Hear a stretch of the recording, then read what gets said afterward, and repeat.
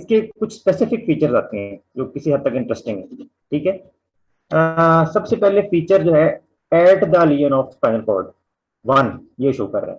ठीक है, at the side of the lesion 1। Number 2 show कर रहा है below the lesion on the same side, और 3 शो कर रहा है below the lesion on the opposite side. ठीक है, तो ये 3 तरह के फीचर्स आते हैं hemisection of spinal cord में। ठीक, और इसमें से कोई आप में से बताना चाहेगा या फिर मैं एक्सप्लेन कर दूं? तो 1 पे क्या आ रहा है, 2 पे क्या आ रहा है और 3 पे क्या आ रहा है? एनीवन? चलिए मैं इसमें एक्सप्लेन करता हूँ। आपको सेंसरी फैक्ट्स आएंगे और मोटर फैक्ट्स आएंगे। अच्छा, अगर 1 पे आप देखें तो यहाँ पर जहां पर साइट ऑफ लियन है, ठीक है, यहाँ पर DCML बात पे जी, तो यहाँ पर देखें, अगर हम 1 को देखें तो यहाँ पर साइट ऑफ लियन है। यहाँ पर जो लोअर मोटर न्यूरॉन्स यहाँ से इमर्ज हो रहे थे, अल्फा मोटर न्यूरॉन्स, उनका डैमेज हो जाएगा ना। ठीक है, और उसके साथ साथ जो भी यहाँ से नर्व्स एंटर हो रही थी, ठीक है, सेंसरी नर्व्स, उन सबका भी डैमेज हो जाएगा। तो कंप्लीट एनेस्थीसिया होगा।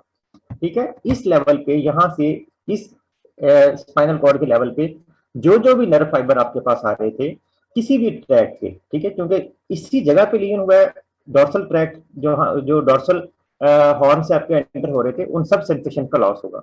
और उसके साथ क्योंकि यहाँ से जो नर्व्स एमर्ज हो रही थी, जो एग्जिट की बात करें, पहले हमने सेंसरी की बात की, सेंसरी सिस्टम के मोटर सिस्टम की बात करें, तो यहां से जो नर्व्स एग्जिट हो रही थी, लोअर मोटर न्यूरॉन्स, उनका डैमेज हो जाएगा और इस जगह पे आपको लोअर मोटर न्यूरॉन लीजन के फीचर मिलेंगे। अच्छा, 2 की बात कर लें, ठीक है, कि below the lesion on the same side. ठीक है, तो इसमें आपके पास जो सेम साइड पे जो ट्रैक इप्सिलैटरली सेंड करता है, वो हमने बात की थी, कौन सा काम है, कॉलम, कौन सा ट्रैक है, वो है dorsal column medial level system. ठीक है, तो below the side of लियन on the same side आपको डोर्सल कॉलम सिस्टम के जो फीचर मिलेंगे, डोर्सल कॉलम ट्रैक, यानी कि fine touch, pressure, 2 point tactile discrimination, vibration and proprioception, they all will be lost on the same side as that of the lesion on the same side below the side of lesion। ठीक है, और कंट्रालैटरल side पे, ठीक है, और हाँ, दूसरा उसमें मोटर लॉस कौन सा होगा, अपर मोटर न्यूरॉन टाइप।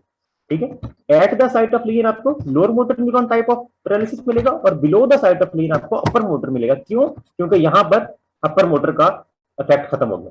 ठीक है, ऊपर से जो अपर मोटर न्यूरॉन आ रहे थे वो यहाँ पर कट गए, उनका इफेक्ट खत्म, उनकी इंजरी, तो नीचे जितने भी हैं वहां पर आपको इस जगह पर आपकी इस लेग में, फुट में आपको upper motor neuron type of आपको फीचर मिलेंगे, जो भी उसके फीचर हैं जो भी हमने डिस्कस किए। कंट्रालैटरल साइड पे कोई मोटर लॉस होगा? बिल्कुल नहीं होगा। ठीक है, तो कंट्रालैटरल साइड पे आपको कोई मोटर लॉस नहीं मिलेगा, लेकिन आपको सेंसेशन का लॉस जरूर मिलेगा, और वो कौन सी सेंसेशन होगी? स्पाइनोथैलेमिक ट्रैक्ट की। ठीक है, लैटरल स्पाइनोथैलेमिक ट्रैक्ट की सेंसेशन आपको कंट्रालैटरल साइड पे लॉस मिलेंगी, क्योंकि जो आपका लैटरल स्पाइनोथैलेमिक ट्रैक्ट था वो कंट्रालैटरल साइड पे असेंड करता है। ठीक है, जो इधर से आ रहे थे फाइबर, वो हमें पता है कि फॉरन स्पाइनल कॉर्ड में एंटर होते ही अपोजिट साइड पे जाते हैं और फिर कंट्रालैटरल साइड पे असेंड करते हैं। तो अपोजिट साइड पे इस लिंब में आपको loss of pain and temperature मिलेगा below the level of lesion. ठीक है, below the level of lesion, pain and temperature, I repeat, on the contralateral side. On the same side below the level plane, you will feel loss of fine touch, pressure, 2 point tactile discrimination, vibration and proprioception, all the sensations which are carried by the dorsal column tract. And at the side of plane, the most important thing, you will have complete anesthesia, loss of dorsal column as well as lateral spinothalamic tract sensations, plus there will be lower motor neuron type of paralysis, because यहाँ से जो motor nerve exit हो रही है, alpha motor neuron जो यहाँ से exit हो रहे हैं, उनका डैमेज हो गया है ना। तो ये है hemisection of the spinal cord, cerebellum. ठीक है सर, सॉरी सर, मेरा थोड़ा नेट लग गया था। थर्ड पे जो है वो समझाइएगा थोड़ा। थर्ड वाला ना जी जी, थर्ड वाला ये है कि on the opposite side of lesion, मतलब लेजन यहाँ पर हुआ है आपका राइट साइड पे। ठीक है, right half of the spinal cord इस लेवल पे, यहाँ पर आपकी कट गई है, डैमेज हो गया या बुलेट इंजरी है, जो भी है। तो opposite on the left side आपको किस तरह के फीचर मिलेंगे ना? अपोजिट साइड पे आपको मोटर लॉस कोई नहीं मिलेगा, आपको सिर्फ सेंसरी लॉस मिलेगा, और किन सेंसेशंस का? जो लैटरल स्पाइनोथैलेमिक ट्रैक्ट में जाती है। यानी कि पेन एंड टेम्परेचर की सेंसेशन। क्यों? क्योंकि इस साइड से जो पेन या टेम्परेचर के फाइबर जो आ रहे थे, जो लैटरल स्पाइनोथैलेमिक ट्रैक्ट के आ रहे थे फाइबर, वो आपको पता है कि स्पाइनोथैलेमिक ट्रैक्ट अपोजिट साइड पे सेंड करता है, तो वो अपोजिट साइड पे चूंकि सेंड कर रहे थे, यहाँ से वो कट गए, तो इस साइड की पेन एंड टेम्परेचर सेंसेशन जो है वो लॉस होते हैं, ठीक है, below the level of breathing. ठीक है, ओके ठीक है। Sir, thank you. अब हम क्योंकि हमारा टाइम इसमें 3 आवर्स था टोटल सीएनएस के लिए, तो मेजर चंक्स जो है वो हम स्टडी करने जा रहे हैं। सेरिबेलम के मेजर फीचर देख लेते हैं और फिर कुछ बेजल गैंग्लिया का देखेंगे, ठीक है इंशाल्लाह ताला। और लास्ट हमारा फिर 12:30 से ऑनवर्ड है, उसमें फिर हम स्पेशल सेंसेस को कुछ है उसका डिस्कस करेंगे। तो सेरिबेलम के मेजर जो मोस्ट इंपॉर्टेंट आप चीजों के लिए, आपके लोगों के लिए है उसकी चीजें, वो इसके कनेक्शन है, ठीक है, इसका फंक्शनल यूनिट है और इसके फंक्शन है। ठीक है, कनेक्शन है उसका ओवरव्यू लेते हैं। इसमें इसकी इनपुट और इसकी आउटपुट। इनपुट में दो तरह के फाइबर्स हैं, एक क्लाइंबिंग फाइबर्स और दूसरे मॉसी फाइबर्स। ठीक है, ये दो तरह के जो हैं ये इसके इनपुट कनेक्शन है। क्लाइंबिंग फाइबर्स, ठीक है, they originate from inferior olivary nucleus of the medulla. ठीक है, ये क्लाइंबिंग फाइबर जो सिर्फ एक सोर्स से आते हैं और वो है इंफीरियर ओलिवरी न्यूक्लियस। वहां से जितने फाइबर आते हैं वो मिलके क्लाइंबिंग फाइबर बना देते हैं। इसके अलावा जो भी फाइबर आ रहे हैं वो मॉसी फाइबर्स की शक्ल में आते हैं। ठीक है, तो इंफीरियर ओलिवरी न्यूक्लियस से आने वाले वो क्लाइंबिंग फाइबर्स बनाते हैं।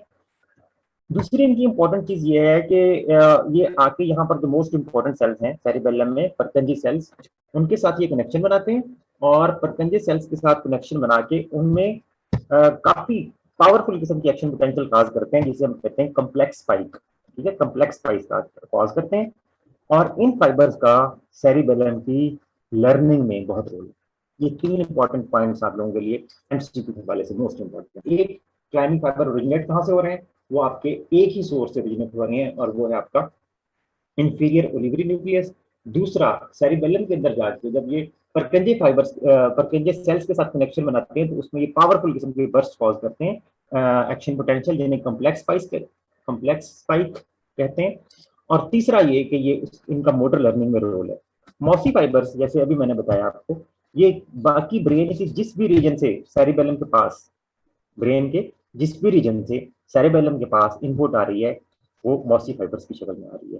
ठीक है, और ये मॉसी फाइबर्स जब ये परकेंजे के साथ कनेक्शन बनाते हैं, परकेंजे सेल्स के साथ, तो ये सिंपल स्पाइक कॉज करते हैं उसमें। ठीक है, तो climbing fibres, complex spike, mossy fibres, simple spike.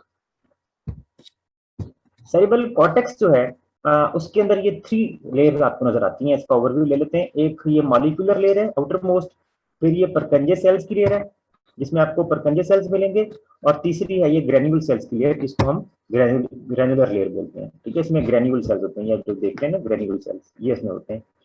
और इसके अलावा कुछ और सेल होते हैं, गोल्गी सेल्स वगैरह वगैरह।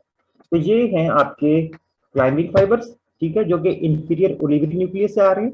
ठीक है, इंफीरियर ओलिवरी न्यूक्लियस से आ रहे हैं और इनका रोल है मोटर लर्निंग में। ठीक है, ये असेंड करेंगे, तीनों लेयर को सेंड कर देंगे, ग्रेनुलर लेयर को, परकंजे सेल्स की लेयर को, और मॉलिक्यूलर लेयर में जाके ये यहाँ पर जो परकंजे सेल से यहाँ पर सेंड हो रहे हैं फाइबर्स इनके, ठीक है, इनके डेंड्राइट्स, उसके साथ ये कनेक्शन बनाते हैं।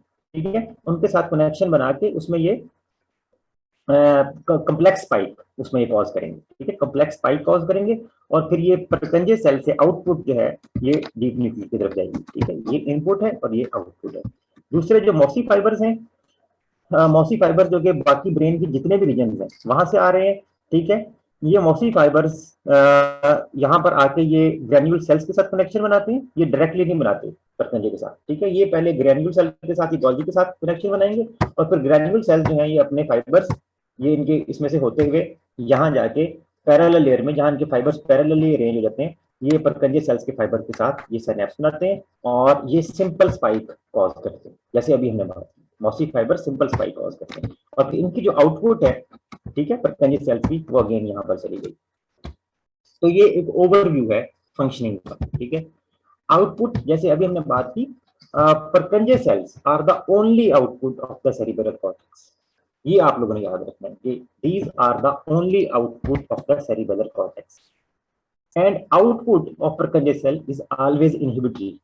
There is involvement of inhibitory neurotransmitter GABA, gamma amino butyric acid. This output, as we saw in the figure, it projects to the deep cerebellar nuclei and then to the vestibular nucleus. This inhibitory output, it serves to regulate rate, range, force and direction of movement. ठीक है, rate, range, force and direction of movement, उसको ये जो cerebellum का हमारा main काम है, उसको ये रेगुलेट करने के काम आती है। फिर एक इंपॉर्टेंट चीज इस हवाले से ये मैंने पहले बताया, इसका फंक्शनल यूनिट क्या होता है, सेरिबेलम का फंक्शनल यूनिट क्या है। तो इसका फंक्शनल यूनिट जो है वो वही है जो भी हमने फिगर में देखा कि each functional unit it consists of a Purkinje cell and a deep nuclear cell. ये दोनों मिलके एक इसका फंक्शनल यूनिट बनाते हैं और इस तरह के तकरीबन 30 million, 1 million is equal to 10 lakh, इस तरह के तकरीबन 30 मिलियन फंक्शनल यूनिट्स एग्जिस्ट करते हैं आपके सेरिबेलम में। Now the important thing is that how are deep nuclear cells they are excited or inhibited, excite या inhibit कैसे होते हैं। तो जैसे अभी हमने देखा ये they are excited through direct collaterals from incoming climbing and mossy fibers। ठीक है, incoming यही दो हमारे पास climbing and mossy fibers, उनसे ये excite होते हैं। and one climbing fiber its synapses जो कि inferior olivary से आ रहा था, its synapses with dendrites of 10 Purkinje cells। ये एमसीक्यू आना तो नहीं चाहिए, मैं इसके फिगर्स के खिलाफ, लेकिन बात करती है इस तरह का भी दे देते हैं। ठीक है, नंबर नहीं होने चाहिए। One climbing fibre it synapses with dendrites of 10 Purkinje cells, जैसे अभी हमने फिगर में वन क्लाइंबिंग फाइबर जो है ये डेंड्राइट्स ऑफ 10 Purkinje cells के साथ सिनेप्स बना रहा है और उसमें कॉम्प्लेक्स स्पाइक जो है वो कॉज करता है। ठीक है, और जो मॉसी फाइबर है they also give collaterals to synapse with the deep nuclear cells and then they पहले उसने deep nuclear cell के साथ कनेक्शन बनाया, फिर they pass to the granular layer to synapse with the granule cells। ठीक है, granule cell के साथ करते हैं, फिर ग्रेन्यूल सेल्स के आगे जो फाइबर्स हैं वो जाके परकंजे सेल के साथ सिनेप्स जाते हैं। So one mossy fibre it can synapse with the dendrites of 100 granule cells. Inhibit कैसे होते हैं deep nuclear cells, they are inhibited through Purkinje cells, जैसे अभी हमने देखा कि आउटपुट जो उसके इनहिबिटरी है। ये चीज के परकंजे सेल्स हो या डीप न्यूक्लियर सेल्स हो, they are continuously firing impulses. इनका जो इंपल्स रेट है वो कॉन्टिन्यूसली इनहिबिटरी आउटपुट इसमें से आती रहती है। और rate of discharge of impulses from Purkinje cells is about 50 to 100 impulses per second and rate of discharge of impulses from deep nuclear cells it is about double। ठीक है, about 100 impulses per second। Now this is something important। इसके function क्या है, cerebellum के function क्या है, तो इसको हम 3 फंक्शनल जोन में डिवाइड कर देते हैं। सेरिबेलम को हम लैटरल जोन या सेरिबेलम, इंटरमीडिएट जोन और तीसरा जो है वो हमारे पास लोकुलो नडुलर लोब है, एंडवर्मस। ठीक है, वो आ जाता है उसमें। तो लैटरल जोन या सेरिबेलम जो है this part does not initiate movement, as you know it is involved in the control of programming and planning of the movement। so this will work in coordination, you can say somewhat with the premotor area। उसके साथ ये connection बना के, इसीलिए इसको सेरिब्रोसेरेबल कहते हैं ना, वहां पर उसके साथ ये programming and planning of the movement में इन्वॉल्व है। ठीक है, लैटरल जोन। ठीक है, secondly it controls smooth progression from one movement to the next. एक मूवमेंट आप कर रहे हैं, उसके बाद अपने पोस्टर चेंज करके दूसरी मूवमेंट करना है, उसमें जो प्रोग्रेशन है, ठीक है, एक मूवमेंट से नेक्स्ट वाली में, उसको स्मूथ करना वो भी इसी लैटरल जोन का काम है। ठीक, और तीसरा इसका बहुत ही इंपॉर्टेंट काम है, it has got an extra motor predictive function. ठीक है, एक्स्ट्रा मोटर प्रेडिक्टिव फंक्शन मतलब ये a person can predict how rapidly he will approach an object। ठीक है, रास्ते पे जा रहे हैं, ठीक है, बैलेंस अपना कायम रखना है, या आप ये फिंगर नोज टेस्ट आपने देखा होगा, पेशेंट अपने आप कहते हैं कि अपने हैंड से नोज टच करे, तो उसकी जो डिटरमिन कर रहा है कि आप ये हमारी फिंगर कहाँ तक आई है, कहाँ तक आई है, नोज के पास आके स्टॉप कर देना, ओवर शूट नहीं करना। तो ये सारा लैटरल जोन का काम। 3 इसके मेन फंक्शन हो गए लैटरल जोन ऑफ सेरिबेलम के। Number 1 it has got programming and planning, वो उसमें ये इन्वॉल्व है। दूसरा ये स्मूथ प्रोग्रेशन काज करता है एक मूवमेंट से दूसरी मूवमेंट में। और तीसरा इसका जो मैं कहता हूँ मोस्ट इंपॉर्टेंट फंक्शन जो है वो एक्स्ट्रा मोटर प्रेडिक्टिव फंक्शन है। इंटरमीडिएट जोन स्पाइनो सेरिबेलम इसको बोलते हैं। Basically it acts as a comparator. ठीक है, it compares intended plan of movement जो हमारे बॉडी ने, ब्रेन ने इंटेंड किया था, with the actually perform movement. ये बहुत ही इंपॉर्टेंट फंक्शन है इसका, ठीक है, कि इंटेंडेड प्लान ऑफ मूवमेंट आपका क्या था, कॉपी क्या बनी थी, मोटर इमेज क्या बना था, और जो एक्चुअली मूवमेंट परफॉर्म हुई, ठीक है, वो प्रॉपर रिसेप्टर से फीडबैक लेगा और सब पूछेगा कि हाँ भी कैसी मूवमेंट परफॉर्म हुई थी। उन दोनों को आपस में कंपेयर करना है इसने, ठीक है, इंटरमीडिएट जोन ऑफ सेरिबेलम में। और if any discrepancy occurs, then जो उसकी करेक्टिव मेजर्स हैं वो भी इसी सेंड करनी है to correct the movement next time, ठीक है। ये सपोज इसकी एग्जांपल आमतौर पे दी जाती है, जैसे a person is going to learn dancing for example, ठीक है, तो उसमें फर्स्ट टाइम उसके एक्शन जो हैं वो उसमें नहीं आएंगे, इंटेंडेड कुछ और था, एक्चुअली परफॉर्मेंस कुछ और थी, फिर रिफाइनमेंट होती गई, ठीक है, ये सेरिबेलम कंपेयर करता गया, इंटेंडेड प्लान ऑफ मूवमेंट क्या था, एक्चुअली परफॉर्म मूवमेंट क्या हुई, और नेक्स्ट टाइम और उसमें फाइन ट्यूनिंग आई, फिर और फाइन ट्यूनिंग आई। ये तो कंपैरेटर के तौर पे एक्ट करना, ठीक है, ये आपका इंटरमीडिएट जोन ऑफ सेरिबेलम का फंक्शन है। Rate, range, force and direction of movement, वो भी इसी ने कंट्रोल करनी है। Also got a damping function. Damping function ये ऐसा है कि मूवमेंट को डैम्प होने से बचाना, एगोनिस्ट और एंटेगोनिस्ट की दोनों की बैलेंस उसमें एक्साइटेशन कॉज करना। अगर ऐसा ना हो, डैम्पिंग फंक्शन खत्म हो जाए, तो पेंडुलर मूवमेंट्स होती हैं या ट्रेमर्स।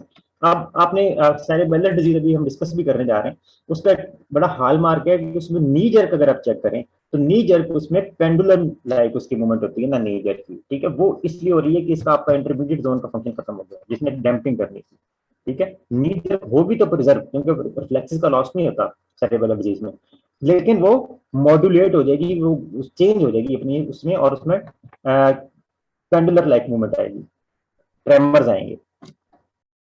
तीसरा, इस वक्त जो आप पढ़ रहे हैं अगर मेरी स्लाइड, ये भी इंटरमीडिएट जोन से हो रहा है, बैलिस्टिक और very rapid movement, for example finger movement during typing, eye की जो मूवमेंट्स हैं ड्यूरिंग रीडिंग। अगर आप स्लाइड ये देख रहे हैं, अब इस वक्त ये सारा जो आईज की मूवमेंट्स है, रैपिड मूवमेंट्स हैं, ये कौन कंट्रोल कर रहा है, लैटरल जोन आपका कंट्रोल कर रहा है, ये इंटरमीडिएट जोन, तो ये आपका इंटरमीडिएट जोन कंट्रोल कर रहा है। अगेन इसके 4 फंक्शंस, सबसे इसका इंपॉर्टेंट फंक्शन कंपैरेटर के तौर पे compares the intended plan of movement with the actually performed movement, and if any discrepancy occurs, it sends corrective measures. Secondly, it controls rate, range, force and direction of movement. It has got a damping function, movement smooth बनाता है। और fourth, it has got ballistic, control करता है ballistic और very rapid movements, जैसे eye movements हैं during reading। Intended plan of movement ये कहां से लेता है, ये मोटर कॉर्टेक्स से लेता है, क्योंकि वहां पर प्लानिंग हुई थी प्री मोटर कॉर्टेक्स में और रेड न्यूक्लियस से किसी हद तक, ठीक है, वहां से इंटेंडेड प्लान ऑफ मूवमेंट लेता है, उसकी कॉपी मंगवा लेता है, यहाँ भी क्या कॉपी मंगाई थी तुमने, प्लान ये इस पूरी की एग्जीक्यूशन के लिए, मोटर मैप क्या था आपका। और एक्चुअली परफॉर्म मूवमेंट जो है, ऑफ कोर्स ये प्रोप्रियोसेप्टर से लेगा, वहां से लेगा, जैसे डॉक्टर साहब ने कहा था कि वहां से ये प्रोप्रियोसेप्टर से फीडबैक लेगा about the actually perform movement. Mainly इसमें स्पाइनोसेरेब्रल थ्रेड्स इन्वॉल्व होते हैं। थर्ड जो है आपका वेस्टिबुलो सेरिबेलम, जिसमें फ्लोकुलो नोडुलर लोब आ जाता है, इसका वर्मस आ जाता है। इसको इसलिए कहते हैं कि ये वेस्टिबुलर ऑपरेटस से, वेस्टिबुलो सेरिबेलम इसलिए कहते हैं, वेस्टिबुलर ऑपरेटस जो आपका बैलेंस वाला है उससे ये कनेक्शन होते हैं, और ये आपका पोस्चर, इक्विलिब्रियम और मसल टोन, ठीक है, इसके साथ कंसर्न है, ठीक है, posture, balance, equilibrium, stretch reflex, muscle tone, वो काम जो है आपका ये फ्लोकुलो नोडुलर लोब एंड वर्मस, 3 जोन इस तरह से हो गया आपके सेरिब्रो सेरिबेलम, ठीक है, लैटरल जोन, इंटरमीडिएट जोन, और ये आपका तीसरा जोन। सेरिबेलर डिजीज, सबसे पहली चीज तो ये एक ऐसा डिसऑर्डर है cerebellar disease in which there is no muscle paralysis and sensory loss, ठीक है, there is no muscle paralysis, हाँ इफेक्ट उसकी जो बैलेंस है, पोस्चर है, वो चीजें जरूर इफेक्ट होंगी, ठीक है, मॉड्यूलेट हो जाएंगी चीजें, मोटर एक्टिविटी, लेकिन पैरालिसिस नहीं होगा, no muscle paralysis, no sensory loss. सबसे पहला feature which I always discuss, dysmetria. Dysmetria क्या, inability to control rate, range, force and direction of movement, ठीक है, ये इसका सबसे समझने के हॉल मार्क है, ठीक है, rate, range, force and direction of movement, इसकी इनएबिलिटी आ जाएगी, और इसकी वजह से 2 फर्दर चीजें आएंगी डिसमेट्रिया की वजह से, एक एटैक्सिया, ठीक है, और दूसरा पास पॉइंटिंग आएगी, ठीक है, जो आपको इसके हॉलमार्क्स मिलते हैं, ठीक है, ataxia and past pointing. Ataxia means incoordinate movements, और past pointing when the hand overshoots the intended object. For example आपने वही जो फिंगर नोज टेस्ट आपने ऑफन परफॉर्म किया, अगर पेशेंट को अपनी फिंगर से नोज को टच करे तो वो आगे चला जाएगा। एक साइनर्जिया, there is no synergism between agonist and antagonist in the process of important function. Dysdiadochokinesia, often आपने नाम सुना होगा, it is inability to perform rapid alternate and opposite movements। ठीक है, rapid pronation and supination, आमतौर पर हम कहते हैं पेशेंट को जैसे वो रोटियां पकाने वाली मूवमेंट होती है, ठीक है, इस तरह से वो परफॉर्म करके दिखाए, वो adiadochokinesia या dysdiadochokinesia वो पर्सन नहीं कर सकता। ठीक है, inability to perform rapid alternate and opposite movements, for example rapid pronation and supination। gait and posture, drunken and staggering gait जो है पर्सन परफॉर्म करता है इसमें। बहुत इंपॉर्टेंट इसका है इसमें, और पार्किंसनिज्म से इसको डिफरेंशिएट करने के लिए होता है, इसमें एक्शन ट्रेमर्स आते हैं या इंटेंशन ट्रेमर्स, यानी कि पर्सन जब सेरिब्रल डिजीज का रेस्ट पे है तो उस वक्त ट्रेमर्स नहीं आ रहे। ठीक है, जैसे ही वो एक्टिविटी करने लगेगा हमसे कहेंगे कि अपनी नोज फिंगर से अपनी नोज टच करो तो उसमें ट्रेमर्स जो है वो आना शुरू हो जाएंगे। ठीक है, ट्रेमर्स आना शुरू हो जाएंगे, लेकिन एट रेस्ट प्रेजेंट नहीं होंगे। अब ये इसका डिफरेंशिएटिंग फीचर है एक तरह से पार्किंसनिज्म से। पार्किंसनिज्म में ट्रेमर्स एट रेस्ट प्रेजेंट होते हैं। ठीक है, पार्किंसन का पेशेंट अगर आपने देखा होगा तो एट रेस्ट उसमें कॉन्टिन्यूस में ट्रेमर नजर आते रहेंगे, और जैसे ही वो एक्शन करेगा ट्रेमर्स गायब हो जाएंगे। ठीक है, तो ये पार्किंसनिज्म से डिफरेंस है उसमें ट्रेमर्स एट रेस्ट होते हैं, जिसको पिल रोलिंग ट्रेमर्स भी बोलते हैं, जैसे पिल रोल कर रहा हो, पिल रोलिंग ट्रेमर्स। तो पिल रोलिंग ट्रेमर्स और tremors at rest, this is hallmark of parkinsonism. While action tremors जो कि ड्यूरिंग एक्शन आते हैं और रेस्ट पे नहीं होते, ये cerebral disease. Dysarthria, speech person की सही नहीं होगी। ठीक है, डिसऑर्डर्ड आर्टिकुलेशन की वजह से। ठीक है, मसल जो है आपके से वो टांग के काम नहीं कर रहे, and it leads to scanning and slurred speech. Nystagmus, ठीक है, इसमें प्रेजेंट हो सकता है सेरिब्रल डिजीज में, important vestibulo ocular reflex. Hypotonia, जैसे कि हमने बात की, टोन इसमें जो है मॉड्यूलेट हो जाएगी। ठीक है, नॉर्मल की तरह नहीं होगी।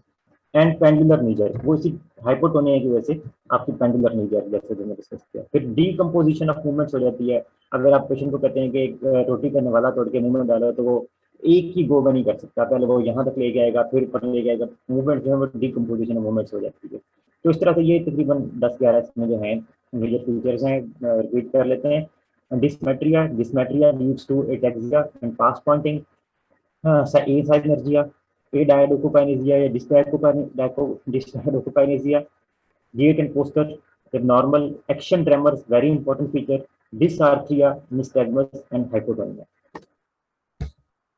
now basal ganglia, ठीक है, ये भी आपकी मोटर एक्टिविटी से सेरिबेलम के अलावा तीसरा स्ट्रक्चर जो कंसर्न है कॉर्टेक्स, सेरिबेलम, फिर बेसल गैंग्लिया है क्या। By definition they are masses of gray matter in the white matter of cerebral hemisphere, they are also called basal nuclei। ठीक है, कौन कौन से काउडेट है इसमें, ग्लूटामिन आ जाता है, सबथैलेमस, सबस्टांशिया नाइग्रा, ब्लैक से नाइगर ब्लैक, ब्लैक सब्सटेंस, और आपका ग्लोबस पैलिडस। ठीक है, ये तकरीबन 5 मैसेज आ जाते हैं जिनको हम बेसल न्यूक्लिया या बेसल गैंग्लिया बोलते हैं। अब लेक्चर इतना है, अब इस कनेक्शंस की बात नहीं कर सकते, सिर्फ फंक्शन की बात कर लेते हैं।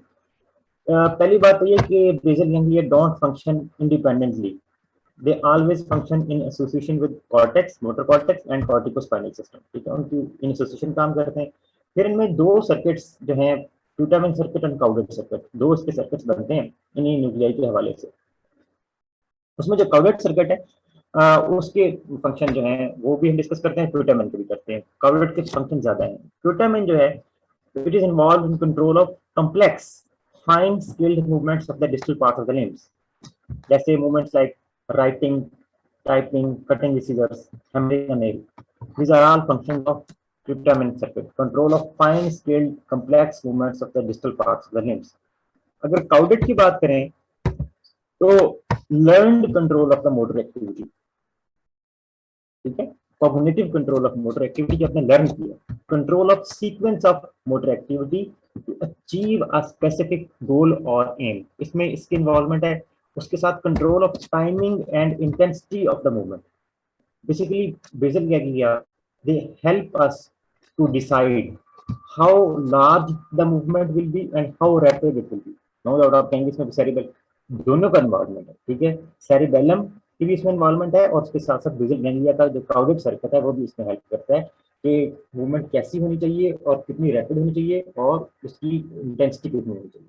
तो ये सारे इन कोऑर्डिनेशन जो है ये हेल्प होगा वर्क करने। दोबारा हम देख लेते हैं 3 major function. Control of complex fine scale movements, मतलब this part of the name.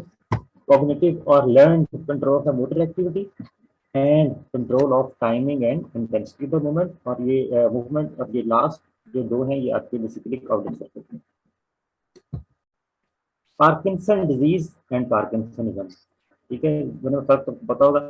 तो यहाँ पर पार्किंसनिज्म तो बहुत ज्यादा उसमें काफी डिजीज आ जाती है। पार्किंसन डिजीज की बात कर लेते हैं बेसिकली, जिसमें डोपामाइन डेफिशिएंसी से जो होती है उसके मेजर फीचर्स की बात कर लेते हैं, ठीक है। पार्किंसन डिजीज में सबसे पहली चीज आपके tremors, tremors at rest, pill rolling tremor, ठीक है, हैंड ट्रेमर जहाँ लिखा हुआ है, पिल रोलिंग ट्रेमर जो कि एट रेस्ट प्रेजेंट होते हैं।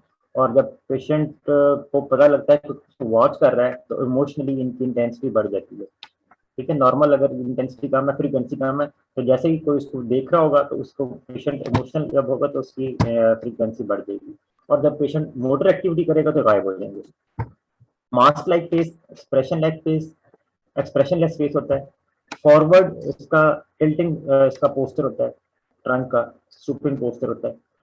आर्म स्विंगिंग लॉस हो जाती है, ठीक है, आर्म स्विंगिंग लॉस हो जाती है। और elbow and wrist flex posture में रहते हैं, ठीक है, स्टूप पोस्टर जैसे जो हमने बात की। बैक साइड पे रिजिडिटी, रिजिडिटी इसका एक बड़ा इंपॉर्टेंट हॉलमार्क है, ठीक है।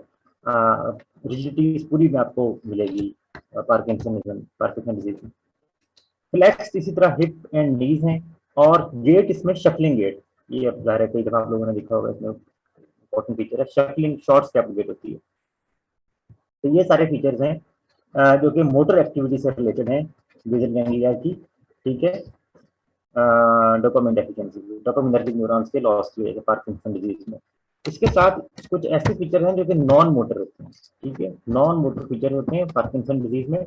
उसमें सबसे पहले ब्रेन से शुरू करें तो आप डिप्रेशन, ठीक है, ये कॉमन इसमें है डिप्रेशन। पार्किंसन डिजीज का अक्सर पेशेंट आपको depression, sleep disorders, weight loss, orthostatic hypotension, ठीक है, ये भी ब्रेन से रिलेटेड आ गया आपका orthostatic hypotension. Difficulty in speaking, excessive salivation, difficulty in swelling, dysphoria, respiratory problems आ सकती हैं।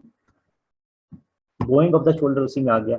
इंक्रीज स्वेट प्रोडक्शन, अगर आप यहाँ एब्डोमेन के सिस्टम में देखें, कॉन्स्टिपेशन, मिक्चुरेशन डिसऑर्डर हो सकते हैं, सेक्सुअल प्रॉब्लम्स हो सकती हैं, ये सारे जो है नॉन मोटर। और ब्लेफरोस्पाज्म आएंगे, ठीक है, forced player of the island, blepharospasm. तो ये वाले वो फीचर हैं जो कि आप कह लेंगे टिपिकल फीचर से थोड़े डिफरेंट फीचर हैं पार्किंसन डिजीज। फिर बेसल गैंग्लिया के कुछ और लेजन्स हैं, उन पे हम कुछ नजर डाल लेते हैं। ये भी इंपॉर्टेंट है, इसमें एथिटोसिस है, कोरिया है, हेमीबिलिस्मस है और विल्सन डिजीज, ठीक है। पार्किंसन डिजीज के अलावा ये 4 इंपॉर्टेंट है। एथिटोसिस, इनके जो साइट ऑफ लेजन है खास करके वो इंपॉर्टेंट है, पूछ ली जाती है, कोरिया, हेमीबिलिस्मस और विल्सन डिजीज। सबसे पहले एथिटोसिस जो है, इसमें आमतौर पर डैमेज होता है ग्लोबस पैलिडस, ठीक है, ग्लोबस पैलिडस में लेजन होता है। और है क्या एथिटोसिस, ये जैसे कि नाम से जाहिर है, continuous slow writhing movements involving hands, arm, face और नेक। कॉन्टिन्यूस है, स्लो है, कॉन्टिन्यूस स्लो रिदिंग मूवमेंट्स इन पार्ट्स को इन्वॉल्व करके। लियन जो है इसमें ग्लोबस पैलिडस में एथिटोसिस बच्चे में दिखाया गया एथिटोसिस है। कोरिया, ये इसका इसमें बिल्कुल फास्ट फॉर्म आ गई। इसमें इनवॉलंटरी डांसिंग मूवमेंट्स होती हैं, फ्लिकिंग मूवमेंट्स, ठीक है, इनवॉलंटरी डांसिंग और फ्लिकिंग मूवमेंट्स हैं, रैपिड मूवमेंट्स हैं इन्वॉल्विंग हैंड्स, आर्म और अदर बॉडी पार्ट्स। इसमें जो लियन है वो काउडेट में है या ट्यूटा में है, ठीक है, उसमें ग्लोबस पैलिडस में था, इसमें लियन जो है सी फॉर काउडेट या ट्यूटा में लियन है। इसमें 2 टाइप्स हैं इसकी, Huntington chorea and Sydenham chorea. Huntington आमतौर पे इसमें जेनेटिक हेरिडिटरी डिसऑर्डर है, ऑटोसोमल डोमिनेंट है ये, ठीक है। आमतौर पे इसके जो सिम्टम, फर्स्ट सिम्टम आते हैं वो 3rd या 4th डिकेड ऑफ लाइफ में आते हैं, ठीक है। और उसके साथ साथ there is deficiency of GABA in globus pallidus and substantia nigra, inhibited neurotransmitter था, उसकी डेफिशिएंसी है ग्लोबस पैलिडस में और सब्सटेंशिया निग्रा में। डिमेंशिया भी इसमें आ सकता है, ठीक है, डिमेंशिया। साइडेनहेम कोरिया जो है, it is a complication of rheumatic fever. Hemiballismus जैसे कि नाम से जाता है, half of the body, violent movements affecting one limb और one half of the body, और इसमें जो लीजन है वो आपका सब थैलेमस में, ठीक है, सब थैलेमस में लीजन है हेमिबिलिस्मस में, और वायलेंट मूवमेंट्स होती हैं अफेक्टिंग वन लिम्ब और one half of the body. तो अभी तक जो तीनों चीजें हम रिवाइज कर लेते हैं। एथिटोसिस में आपका ग्लोबस पैलिडस में लीजन था, स्लो रीडिंग मूवमेंट्स थी। कोरिया में आपका काउलेट में ग्लूटामिन में लीजन है, और हेमिबिलिस्मस में सब थैलेमस में। विल्सन डिजीज की अगर हम बात करें तो ये इसको हम हेपेटोलेंटिकुलर डिजेनरेशन भी कहते हैं। जेनेटिक है, अगेन ये कोरिया की तरह ऑटोसोमल रिसेसिव है अलबत्ता। इसमें आपको पता है सबको कि डिक्रीज प्लाज्मा लेवल होते हैं कॉपर बाइंडिंग प्रोटीन के, ठीक है, कॉपर बाइंडिंग प्रोटीन सेलुलोप्लाज्मा, इसके डिक्रीज लेवल होते हैं, जिसकी वजह से कॉपर की डेपोजिशन होना शुरू हो जाती है डिफरेंट बॉडी पार्ट्स में, स्पेशली लिवर में, ठीक है, और लेंटिफॉर्म न्यूक्लियस, इसीलिए कहते हैं हेपेटोलेंटिकुलर। हेपेटोलेंटिकुलर इसलिए बोलते हैं कि लिवर में और लेंटिफॉर्म न्यूक्लियस, ठीक है, वहां पर इसकी कॉपर की डेपोजिशन हो रही है, उसकी वजह से डीजनरेशन और लिवर सिरोसिस। तो ये विल्सन डिजीज के डिफरेंट फीचर दिखाए गए हैं। इसमें सबसे इंपॉर्टेंट जहाँ पर क्लिनिकली बोलता हूँ, आई में आपको ये कैसे प्रेशर रिंग, ठीक है, ये नजर आ जाते हैं, बेसल गैंग्लिया और उसकी डिजीजेस, ठीक है जी। ये अभी तक हमने दो इसमें मेजर चीजें हमने कवर कर ली। मोटर सिस्टम के हवाले से जब लेक्चर दोबारा शुरू हुआ था, सेरिबेलम हमने देख लिया, उसके हमने फंक्शन देख लिए सेरिबेलम के, उसकी डिजीज देख ली, फिर इसको पार्किंसन से थोड़ा सा डिफ्रेंशिएट किया, और बाकी हमने फीचर देख लिए बेसल गैंग्लिया की डिजीजेस के, ठीक है, साइट ऑफ लीजन के हवाले से। अब हम लिम्बिक सिस्टम की तरफ आते हैं। हायर ब्रेन फंक्शन आ गए आपके। Limbic system, the entire neuronal circuitry which controls emotional behavior and motivational drive, तो ये हमारा लिम्बिक सिस्टम है। the entire neuronal circuitry which controls emotional behavior and motivational drive, ये हमारा लिम्बिक सिस्टम है। इसमें लिम्बिक कॉर्टेक्स एक ये लिम्बिक मींस बॉर्डर, बॉर्डर इसलिए कि ये उसके हाइलेस के बॉर्डर लाइक इसमें बनाता है, उसकी फिगर मैंने यहाँ दिखाई। तो इसमें जो इम्पोर्टेंट है उसमें आपका हिप्पोकैम्पस आ जाता है, अमिगडाला आ जाता है, जिसके इम्पोर्टेंट कॉन्स्टिट्यूएंट्स है ना, हिप्पोकैम्पस, अमिगडाला और आपका थैलेमस, और फिर hypothalamus. Hypothalamus is so important, it is called headquarter of the limbic system, ठीक है, हाइपोथैलेमस को हम कहते हैं, it is headquarter of the limbic system. सबसे पहले आपका hippocampus, this is centre for learning and memory, ठीक है, हाइपर एक्साइटेबल स्ट्रक्चर है।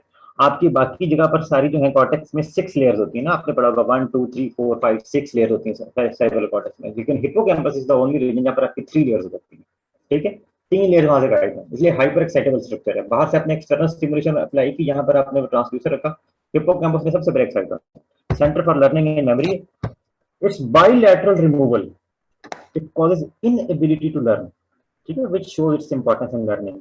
और उसके साथ साथ क्या होता है, आपको इंटेरोग्रेड अमनेसिया होता है, स्पेशली फॉर वर्बल इंफॉर्मेशन ना, वर्बल इंफॉर्मेशन आपको इंटेरोग्रेड, रिसेंट मेमोरी जो आपको लॉस हो जाता है। ये कुछ इसको लेके कुछ बड़ा फैंटेसाइज किया गया, डिफरेंस पे मूवीज भी आपने शायद देखा होगा, उसमें बनाई हुई है। इंटेरोग्रेड अमनेसिया इसमें होता है।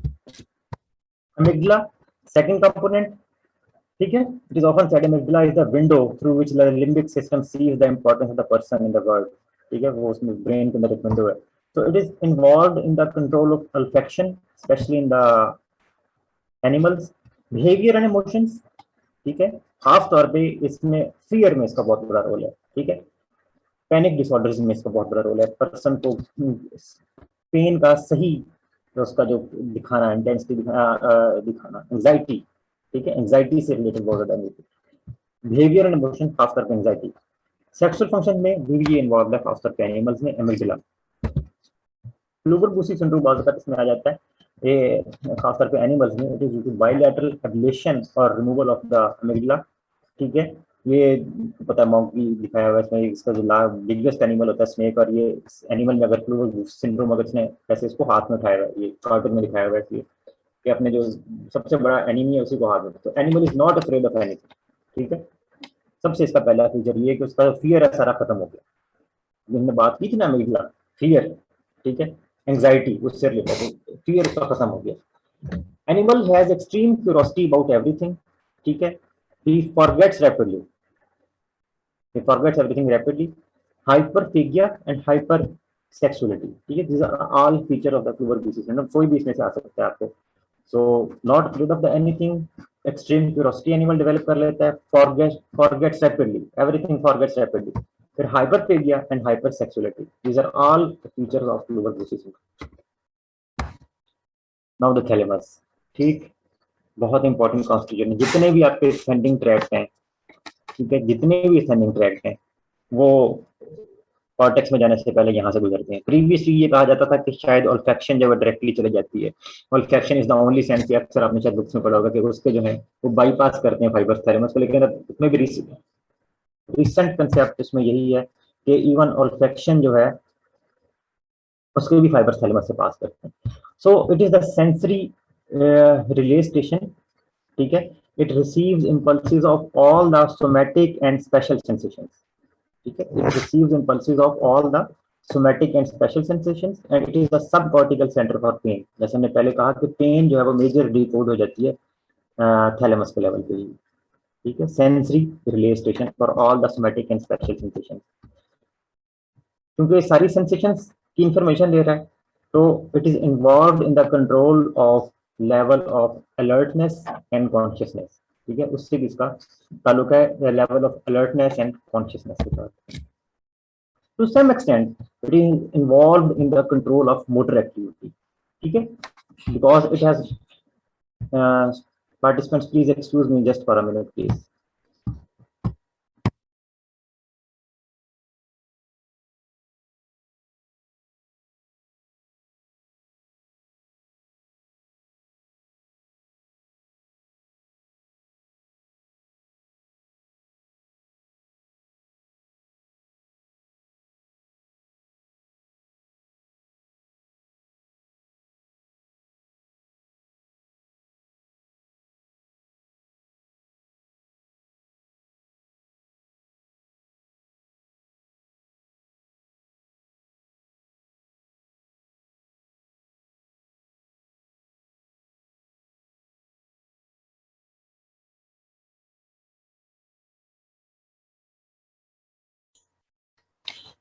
I'm sorry for the inconvenience, जो आपको भी थोड़ी सी कॉज हुई, ठीक है जी, वापस आते हैं।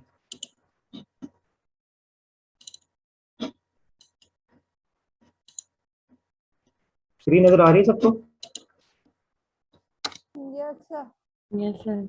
अच्छा जी, थैलेमस की बात कर रहे थे, ठीक है, thalamus is involve in the control of motor activity due to its connections with the basal ganglia, cerebellum and red nucleus, and it is also involved in the memory process. Secondly, it has also got a role in the sleep mechanism, क्योंकि हमने पिछली बात slide में बात की थी ना कि it is involved in the level of control of alertness and consciousness, तो उसी के साथ ये रिलेट करते हैं कि अगर वो डिक्रीज हो गया तो फिर ये स्लीप में रोल प्ले करेगा। लास्टली, क्योंकि लिम्बिक सिस्टम का पार्ट है और limbic system behaviour and emotion के साथ कंसर्न है, so it is also involved in the control of level of in the control of behavior and emotions। तो अगेन सबसे पहले first and the foremost function जो है आपका थैलेमस का, वो क्या हो जाएगा आपका, उसके सेंसरी रिले स्टेशन, ठीक है, सेंसरी रिले स्टेशन है, और ये सारी जो आपकी सोमैटिक एंड स्पेशल सेंसेशन है उसकी इम्पल्स रिसीव करता है और सब कॉर्टिकल सेंटर पर है। बाकी जो है इसके एक्सेसरी फंक्शन हैं, लेवल ऑफ अलर्टनेस, कॉन्शियसनेस हो गया, मोटर एक्टिविटी होगी, मेमोरी प्रोसेस हो गया, और स्लीप हो गया, और बिहेवियर एंड इमोशन हो गया। थैलेमिक सिंड्रोम एक ऐसी चीज है जिसमें आमतौर पे पोस्टीरियर सेरिबेलर आर्टरी की उससे आता है ये, और इसमें डिजेनरेशन होती है, अफेक्टेड पार्ट की खासतौर पे वेंट्रल पोस्टरोलेटरल न्यूक्लियस की डिजेनरेशन हो जाती है, और उसमें एटेक्सिया जो है उसका मेन फीचर आएगा, इनकोऑर्डिनेट मूवमेंट्स है, थैलेमिक सिंड्रोम, ठीक है, एटेक्सिया होगा, और loss of all the sensations, ठीक है, loss of all the sensation, क्योंकि सेंसरी रिलेस्टेशन था, loss of all the sensation हो जाएगा, उसके साथ एटेक्सिया, और तीसरा जो उसका फीचर है वो थैलेमिक हैंड है, हैंड जो खास उसमें पोस्टर इख्तियार कर लेगा जिसमें एक्सटेंशन, हाइपर एक्सटेंशन आपको इंटरफेरेंजियल जॉइंट्स पे मिलेगी। तो ये 3 इसके मेजर सर फीचर हैं। ये पॉइंट थोड़ा दोबारा रिपीट करेंगे, थैलेमस के लीजिए में। थैलेमिक सिंड्रोम, ठीक है जी। थैलेमिक सिंड्रोम जो है, थैलेमिक सिंड्रोम एक ऐसी कंडीशन है जिसमें आपको पे डिफरेंट न्यूक्लियाई का डैमेज हो सकता है थैलेमस के, लेकिन आमतौर पे इसमें वेंट्रल पोस्टेरोलेटरल न्यूक्लियस से जो उसकी डिजेनरेशन होती है due to infarct in the posterior cerebellar artery, ठीक है। और इसके 3 मेजर फीचर होते हैं थैलेमिक सिंड्रोम के ना, 3 मेजर फीचर होते हैं। एक, number 1, loss of all the sensations, क्योंकि सेंसेशन यहाँ पर रिले कर रही थी, रिले स्टेशन था, loss of all the sensations. Number 2, ataxia, ठीक है, इन कोऑर्डिनेट मूवमेंट्स। और नंबर 3, थैलेमिक हैंड। आमतौर पर जो थैलेमिक एक खास करके हैंड जो है एक खास पोस्चर इख्तियार कर लेता है, जिसमें आपको हाइपर एक्सटेंशन मिलती है। अगर आपको हैंड, अगर यहाँ पर इंटरफेरेंजियल जॉइंट्स पे रिस्ट पे फ्लेक्शन होती है और इंटरफेरेंजियल जॉइंट्स पे हाइपर एक्सटेंशन आपको मिलती है, ये thalamic syndrome. Now the head quarter of the limbic system, ठीक है, head quarter of the limbic system which is hypothalamus, ठीक है, हाइपोथैलेमस। सबसे पहली चीज, it is involve in the control of endocrine secretion, ठीक है। आप समझ लें कि बॉडी के जितने भी हार्मोन्स हैं ना, उनका मास्टर कंट्रोल जो आ रहा है वो हाइपोथैलेमस से आ रहा है। क्यों? क्योंकि बेशतर जो हार्मोन्स, कंट्रोल हार्मोन्स हैं, वो आते हैं आपके पिट्यूटरी ग्लैंड से, ठीक है, इंटीरियर पिट्यूटरी और पोस्टीरियर पिट्यूटरी से। वहां से सारे ACTH वगैरह वगैरह, प्रोलैक्टिन, LH, FSH वगैरह वगैरह वहां से आ रहे हैं। और उनका जो आगे फर्दर कंट्रोल है उनकी सिक्रीशन का, पिट्यूटरी की, वो हाइपोथैलेमस से आ रहा है।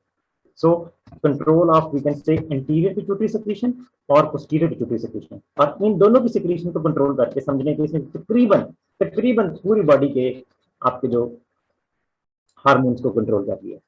तो 6 हार्मोन्स हैं, ठीक है, इसके। कॉर्टिकोट्रोपिन रिलीजिंग हार्मोन जो कि ACTH के लिए, थायरोट्रोपिन रिलीजिंग हार्मोन जो कि TCH के लिए, ग्रोथ हार्मोन रिलीजिंग हार्मोन जो कि ग्रोथ हार्मोन के लिए, growth hormone inhibitory hormone, somatostatin भी बोलते हैं, ये वाला इंपॉर्टेंट है, ठीक है, सोमेटोस्टेटिन जिसे बोलते हैं। गोनेडोट्रोपिन रिलीजिंग हार्मोन FSH और LH के लिए, और प्रोलैक्टिन इनहिबिटरी हार्मोन। तो ये 6 हार्मोन हैं हाइपोथैलेमस से निकलते। Again I repeat, corticotropin releasing hormone ACTH के लिए, ACTH आपका इंटीरियर पिट्यूटरी से निकल रहा है। थायरोट्रोपिन रिलीजिंग हार्मोन TSH के लिए, growth hormone releasing hormone and growth hormone inhibitory hormone, gonadotropin FSH LH releasing hormone and prolactin inhibitory hormone. अच्छा, ये तो हो गए इंटीरियर पिट्यूटरी की जो सिक्रीशन को कंट्रोल करते हैं। पोस्टीरियर पिट्यूटरी का बेसिकली 2 हार्मोन है, ADH एंड ऑक्सीटोसिन। अब ये बेसिकली जो ADH एंड ऑक्सीटोसिन है, ये बनते ही हाइपोथैलेमस में है, ठीक है ना।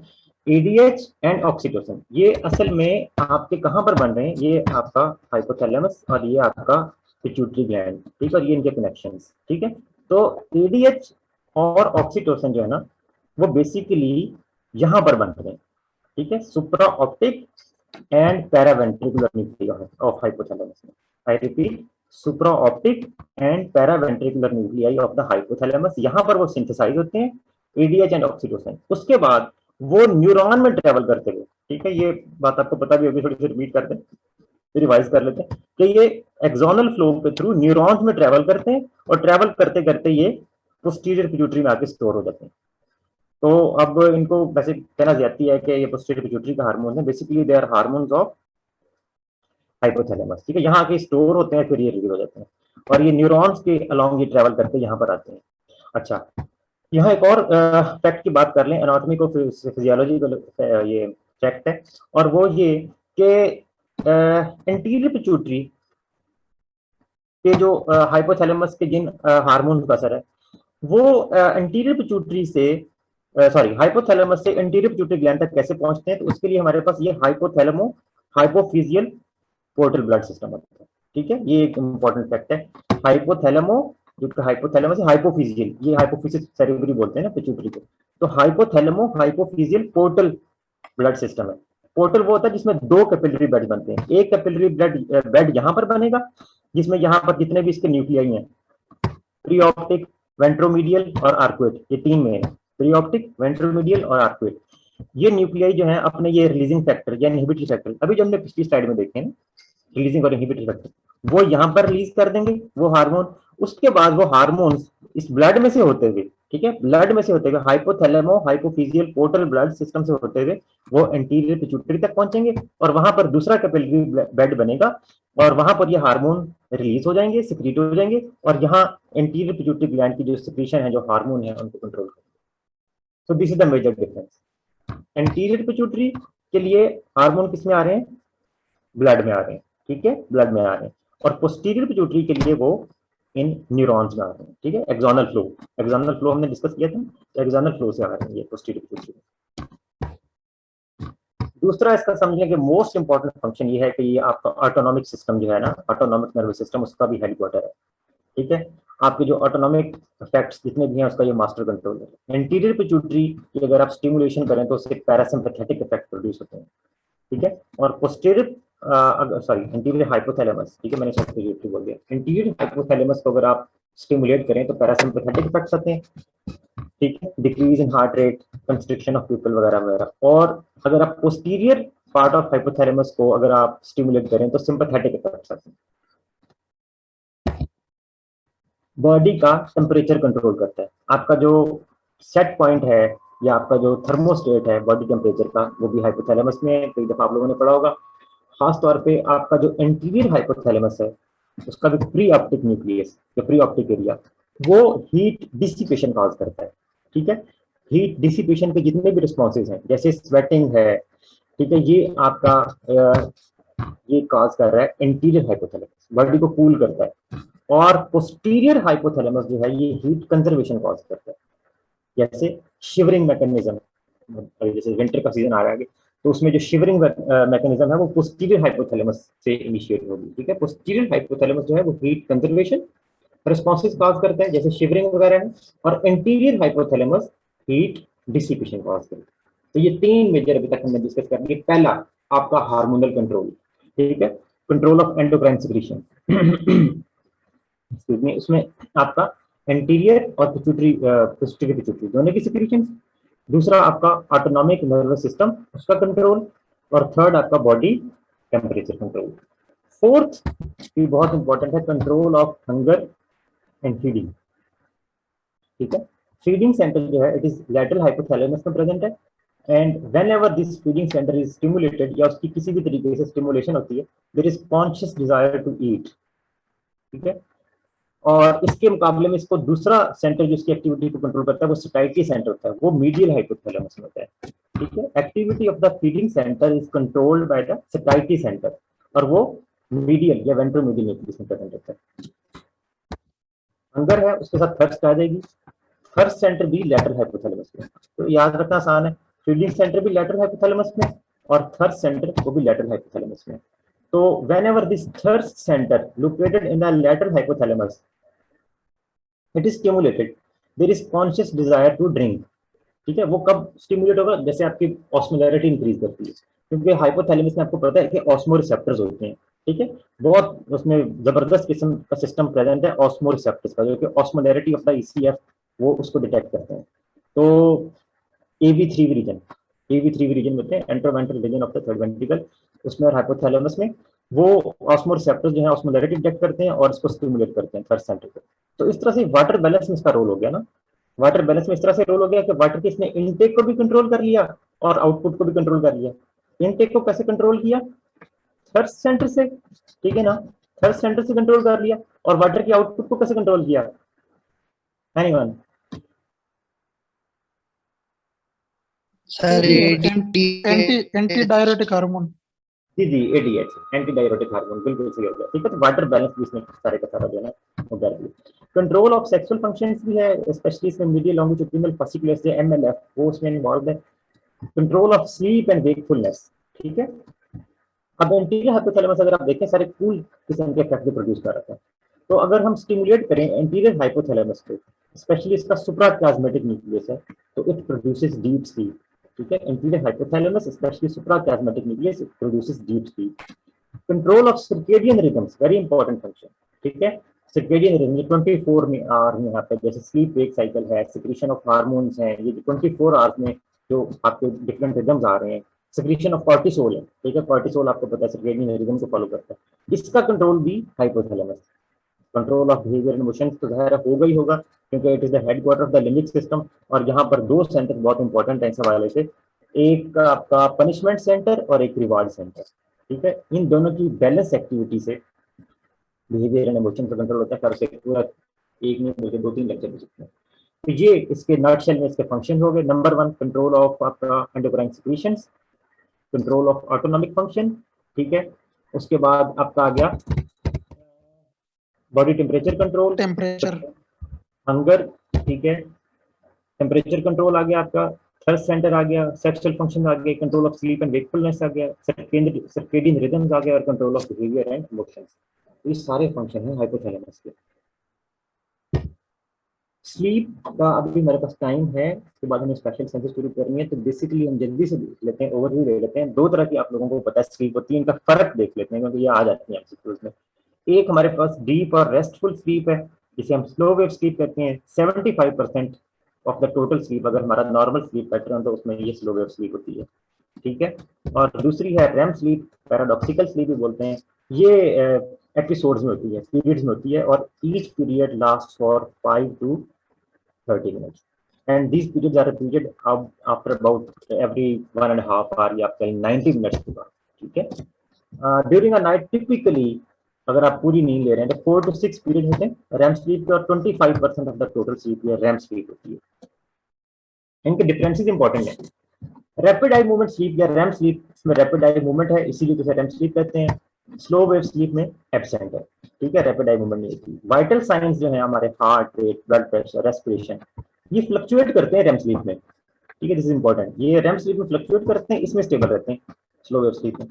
मसल टोन हाइपोटोनिया हो जाता है आपको रैम स्लीप में। ठीक है, मसल टोन डिक्रीज हो जाती है, जबकि इसमें तकरीबन आपकी मॉडरेट रहती है स्लो वेव स्लीप में मसल टोन।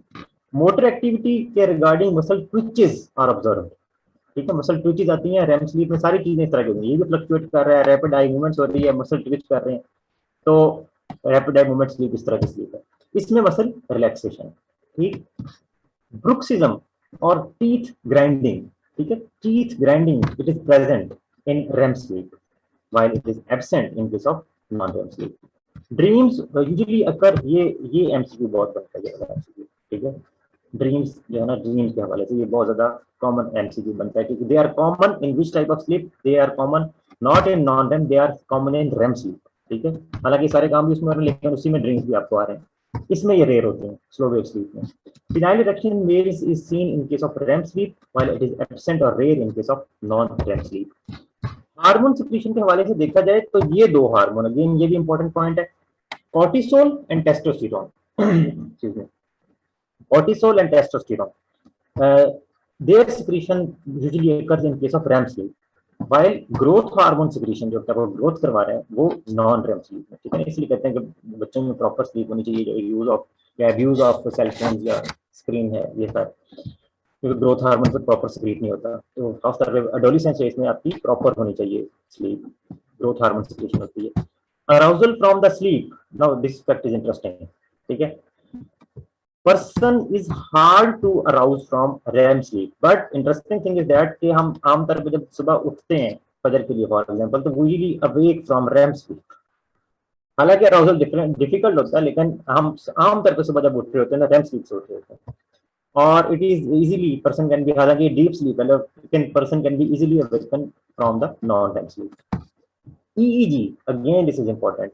EEG में अगर आप नॉन REM sleep में देखें तो आपको irregular, low voltage, high frequency beta waves which are similar to that of awake person वो आपको मिलेंगी। इसीलिए इसको पैराडॉक्सिकल स्लीप भी बोलते हैं। तो पर्सन जो है वो स्लीप में है लेकिन उसमें जो आपकी ब्रेन एक्टिविटी है वो अवेक पर्सन वाली है। ठीक है ना, अब बीटा वेव आपको पता सुबह आती है जबकि हम मेंटल एक्टिविटी कर रहे हैं, वेव्स अलर्टनेस की है। ठीक है, और स्लो वेव स्लीप में आपको डेल्टा वेव्स में भी से। ठीक है, ये डिफरेंट स्टेजेस से गुजरता है, पहले अल्फा फिर भी थीटा वगैरह आती है लेकिन डेल्टा फाइनली जो है उसमें आपको नजर आएंगे। ब्रेन्स जो उसमें सेंटर्स इंपॉर्टेंट है, इसमें आमतौर पर लोकस सेरेब्रस का नाम लिया जाता है। एसिटाइलकोलिन सिक्रीटिंग न्यूरॉन्स हैं अपर ब्रेन स्टेम में, और इसमें नॉन रेम के जो सेंटर्स हैं आमतौर पर रेफे मैग्नेस ट्रैक्टस सोलिडेरियस सुप्राकैस्मेटिक वगैरह जो इसमें इंपॉर्टेंट, आप इसमें सुप्राकैस्मेटिक का नाम याद रखते हैं खासतौर पर इंटीरियर हाइपोथैलेमस जैसे हमने बात की। न्यूरोट्रांसमीटर कहते हैं कि जी इसमें मेनली इन्वॉल्व है नॉरएड्रेनालिन, रैम स्लीप में नॉरएड्रेनालिन, नॉरएपिनेफ्रिन और इसमें सेरोटोनिन इन्वॉल्व है। ठीक है, परसेंटेज इन्फेंट्स की अगर बात की जाए तो 20% रैम स्लीप और 80%, एडल्ट्स में बात की 25% और 75%। ठीक हो गया। तो ये स्लीप का सारा हमने देख लिया, स्लीप के डिफरेंसेस देख लिए। ठीक है, अब 12:30 से 1:30 हमारा जो लास्ट है स्पेशल सेंसेस का, उसका हमने थोड़ी सी हम उसके बात करने जाएंगे। तो ठीक, यहाँ पर 1 मिनट का हम ले लें ब्रेक, अगर आप अलाउ करें तो। Yes sir. जी ठीक है, तो ये सीएनएस का कोशिश हमने की है कि जो मेजर चंक्स थी या जो आपके हवाले से पार्ट 1 के हवाले से जो मेजर चीजें पूछी जाती हैं उनको हम कवर कर लें।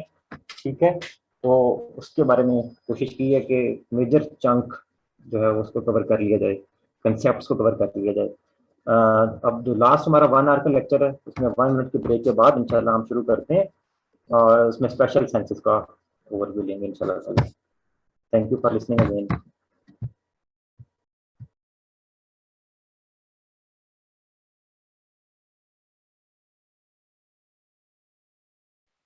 ब्रेक कितने मिनट का है? जी डॉक्टर इफरा, तकरीबन 1 मिनट का ब्रेक लेंगे हम इंशाल्लाह। 1 मिनट का? ठीक।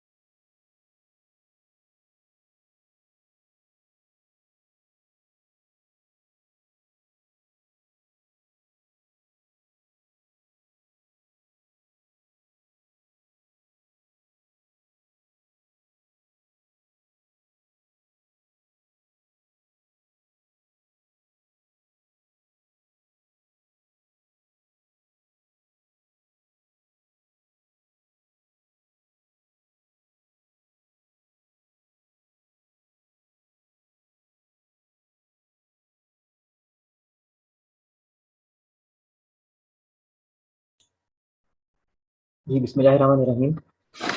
तो रिज्यूम कर लेते हैं हम, लास्ट लेक्चर है हमारा और इसमें इंशाल्लाह हम स्पेशल सेंसेस के बारे में बात करेंगे।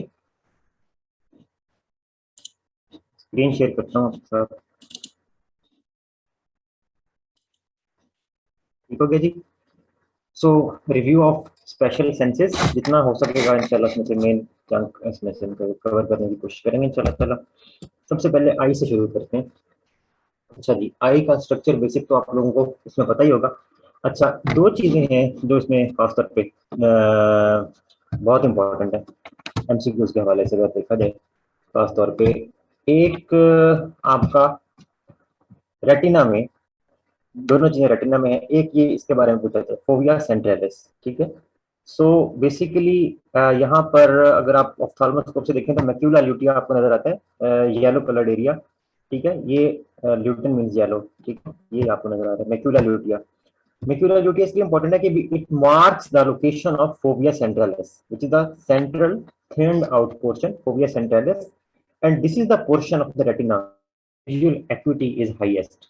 यहाँ पर जो विजुअल एक्विटी है ना वो हाईएस्ट होती है बिकॉज यहाँ पर एक्सक्लूसिवली आप जो फोटोरिसेप्टर्स हैं वो कोन्स प्रेजेंट है। ठीक है ना, कोन्स और रॉड्स, आपको पता है दो तरह के फोटोरिसेप्टर्स हैं। तो यहाँ पर एक्सक्लूसिवली कोन्स प्रेजेंट है, जबकि पेरिफेरल पोर्शंस ऑफ रेटिना जो है ना इसमें आमतौर पर रॉड्स होते हैं। ठीक है, तो फोविया सेंट्रलिस आपने याद रखना है, विजुअल एक्टिविटी हाईएस्ट, कोन्स यहाँ पर मैक्सिमम। दूसरी चीज है आपका ब्लाइंड स्पॉट। ब्लाइंड स्पॉट जो है ये ऑप्टिक डिस्क के लेवल पे होता है ना, ब्लाइंड स्पॉट।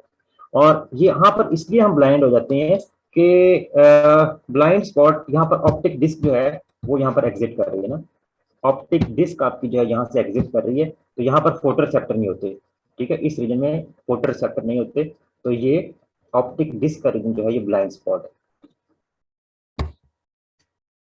हमारी रिफ्रैक्टिव पावर जो ली जाती है आई की, ठीक है, आई रिफ्रैक्शन का काम करते हैं, डिफरेंट रिफ्रैक्टिव मीडिया है इसमें। आगे से शुरू करें तो सबसे पहले आप कॉर्निया आ जाता है, फिर आपका एक्वस ह्यूमर आ जाता है, इसमें जो फ्लूइड सिस्टम है, फिर लेंस आ जाता है, और फिर विट्रियस ह्यूमर आ जाता है ना। चार हमारे पास उसके रिफ्रैक्टिव मीडिया है, ठीक है। एयर से लाइट वेव्स एंटर करती है कॉर्निया, कॉर्निया से फिर आगे एक्वस ह्यूमर आ गया, एक्वस ह्यूमर के आगे आपका लेंस आ गया, और लेंस के पीछे फिर विट्रियस ह्यूमर आ गया, और फिर आगे रेटिना आता है। तो इंपॉर्टेंट चीज ये है कि 2/3 of the refractive power of the I it is provided by cornea, ठीक है। टोटल अगर 60 डायोप्टर है या 59 है, तो उसमें 40 डायोप्टर्स जो है वो कॉर्निया प्रोवाइड करते हैं रिफ्रैक्टिव पावर, और 1/3 refractive power is provided by lens, यानी कि 20 डायोप्टर, ठीक है ना। ये इसलिए ऐसा इसलिए है कि देयर इज, अगर कोई आपसे पूछते हैं कंसेप्ट, तो ऐसा इसलिए है कि रिफ्रैक्शन डिपेंड करती है रिफ्रैक्टिव मीडिया के रिफ्रैक्टिव इंडेक्स के डिफरेंस पे।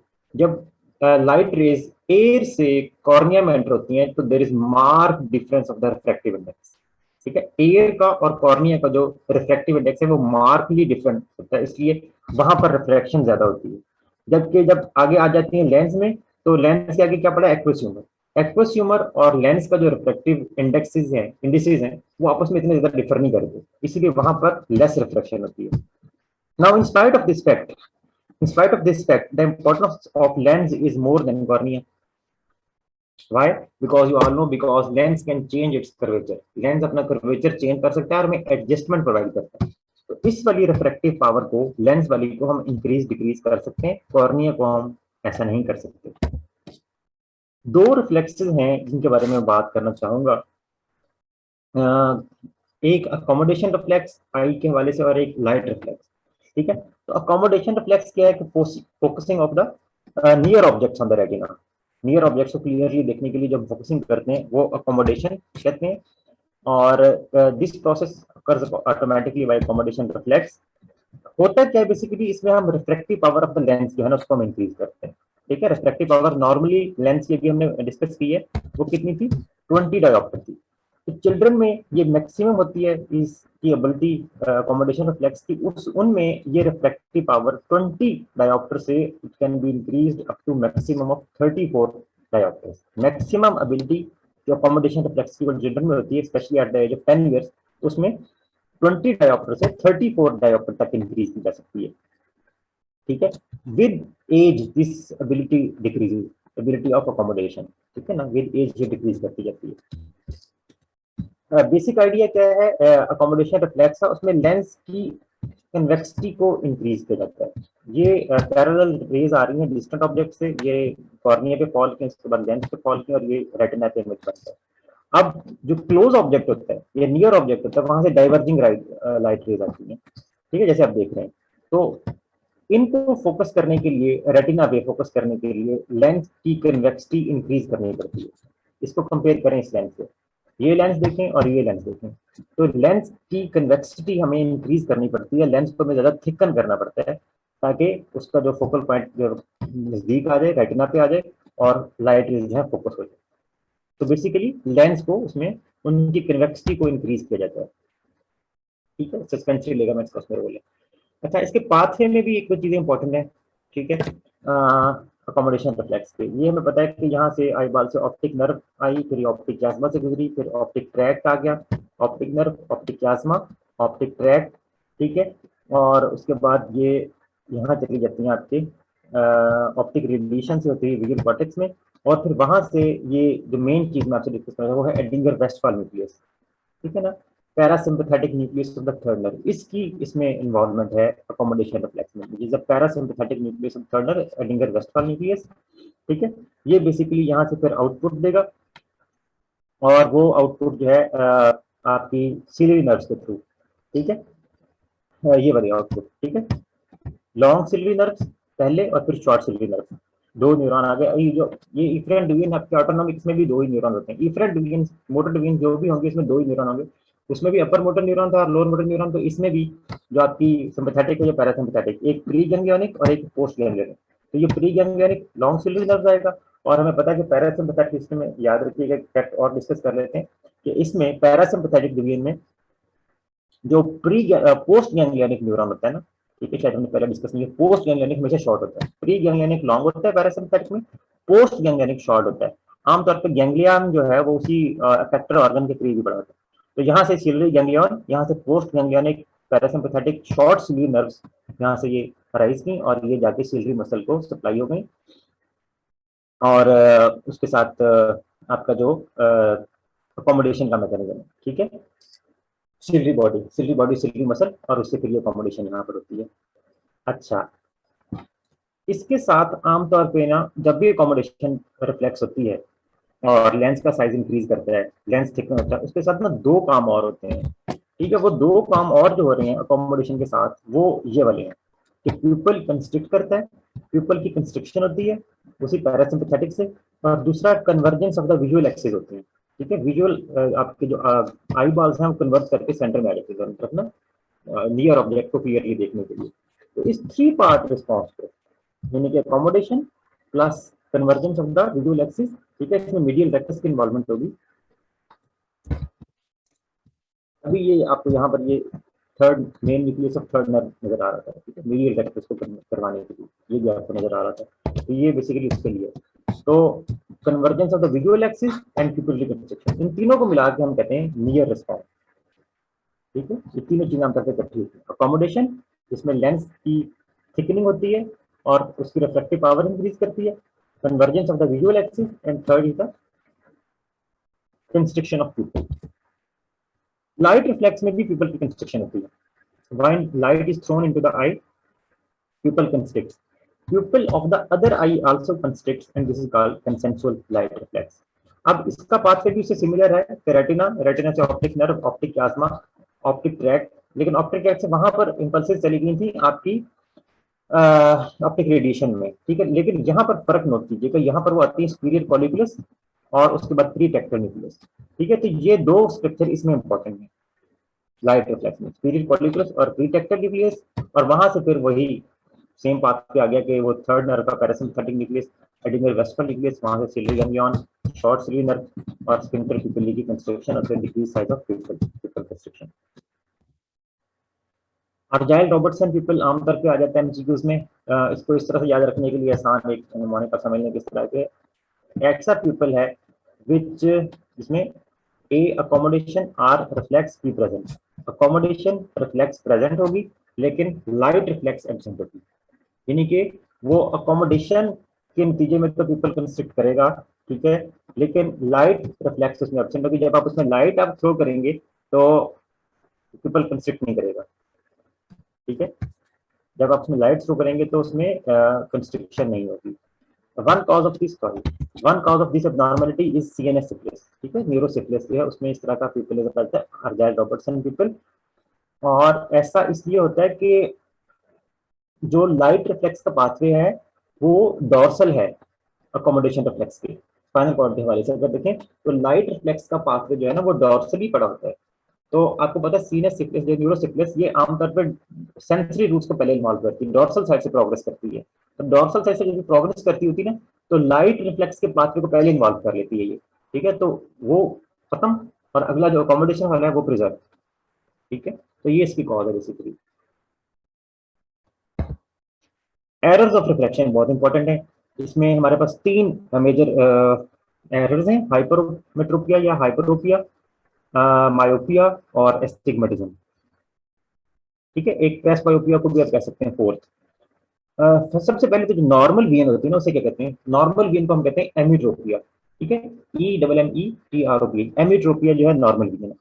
तो हाइपरोपिया क्या है या फार साइटेडनेस क्या है, इसमें hyper means the person is able to see far objects या distant objects clearly, that is why it is called far sightedness. जो डिस्टेंट पे चीजें हैं, दूर की चीजें क्लियर नजर आ रही हैं but has difficulty in seeing near objects, near objects नहीं आ रही है। तो हाइपर हाइपरोपिया या हाइपरमेट्रोपिया या फार साइटनेस, डिस्टेंट ऑब्जेक्ट्स आपको क्लियरली नजर आएंगे, क्लोज ऑब्जेक्ट्स आपको क्लियरली नजर नहीं आएंगे।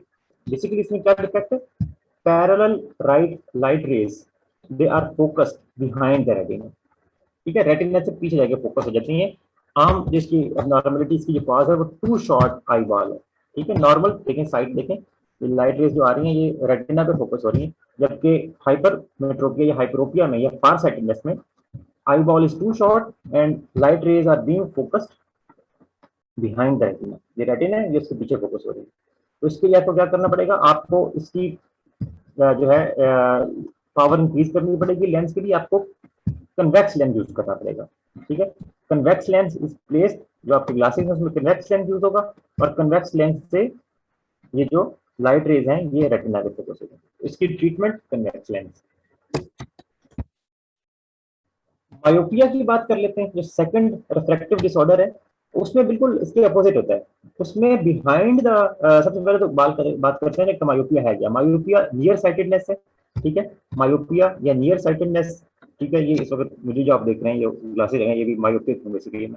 और उसमें बेसिकली क्या होता है कि आपको नियर ऑब्जेक्ट्स क्लियरली नजर आते हैं लेकिन डिस्टेंट ऑब्जेक्ट्स क्लियर नजर नहीं आते, ठीक है। Myopia means near sightedness, near या क्लोज ऑब्जेक्ट्स आपको क्लियरली नजर आएंगे लेकिन डिस्टेंट या फार ऑब्जेक्ट्स आपको क्लियरली नजर नहीं आएंगे, ठीक है। इसमें उसका बिल्कुल अपोजिट है कि eyeball is too long, ठीक है, eyeball is long, so what happens that parallel light rays they are focused, जब लॉन्ग है आई बॉल तो वो they are not focused on the retina, they are focused in front of the retina, ठीक है, light rays are focused in front of the retina, ठीक है। तो चाहे पीछे फोकस हो या आगे फोकस हो तो इमेज तो नजर नहीं आएगा, इमेज तो इसको नजर आएगा ना, तो लाइट रेज जो है रेटिना पे फोकस होंगी। तो इसके लिए हमें इसकी करेक्शन कैसे करनी पड़ती है, कंकेव लेंस यूज करते हैं, ठीक है, कंकेव लेंस यूज करते हैं जो कि लाइट रेज को डाइवर्स करता है और इसकी डाइवर्जेंस से फिर लेंस हमारा is able to focus on the retina. Myopia हो गया। मायोपिया या नियर साइटेडनेस, नियर ऑब्जेक्ट नजर आते हैं, फार ऑब्जेक्ट नजर नहीं आते, करेक्शन है इसकी कनकेव लेंस के साथ। थर्ड एस्टिग्मेटिज्म, ये भी कॉमन डिसऑर्डर है, आमतौर पर मायोपिया के साथ एग्जिस्ट करता है। इसमें क्या होता है, curvature of the cornea is not uniform, ठीक है, सो दो प्लेन्स बन जाती हैं, एक प्लेन लाइट रेज को एक प्लेन में फोकस कर रही है डिफरेंट फोकस पे, और दूसरी प्लेन लाइट रेज को दूसरे जगह पे जाके फोकस कर रही है, दो प्लेन्स बन जाती हैं। आमतौर पे दो तीन फीचर मैं आपसे डिस्कस करना चाहूंगा। दो प्लेन्स बन जाती हैं, दोनों प्लेन्स आमतौर पे एक दूसरे के परपेंडिकुलर पड़ी होती हैं और उन दो प्लेन्स के दो फोकल पॉइंट्स होते हैं। सो इमेज जाके आपका दो मुख्तलिफ जगहों पर जाके इमेज बनता है, ठीक है, दो फोकल पॉइंट्स है ना, तो दो जगह पे इमेज बनता है, तो नेट जो ब्रेन जो परसीव करता है वो एक ब्लर्ड इमेज को वो जो है वो उसको परसीव करता है। इसकी करेक्शन जो है वो सिलेंड्रिकल लेंस से करते हैं, ठीक है। उन सब में जो स्फेरिकल लेंस यूज हो रहे थे कनकेव या कन्वेक्स, लेकिन इसकी जो करेक्शन है वो आपको सिलेंड्रिकल लेंस से करनी पड़ेगी, जो कि एक ही प्लेन में फोकस करते हैं लाइट रेज को, क्योंकि आपने एक प्लेन को करेक्ट करना है, या एक प्लेन की कैपेसिटी बढ़ा दें या दूसरी की कम कर दें, दोनों को बराबर करके करना है आपको।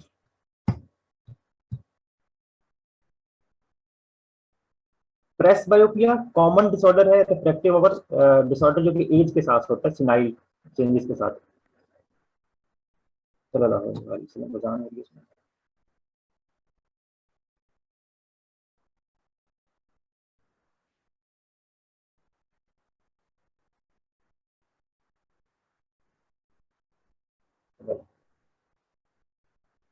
सो बेसिकली प्रेस बायोपिया क्या है, decrease in the power of accommodation with age, ठीक है, decrease in the power of accommodation with age, that is called press बायोपिया।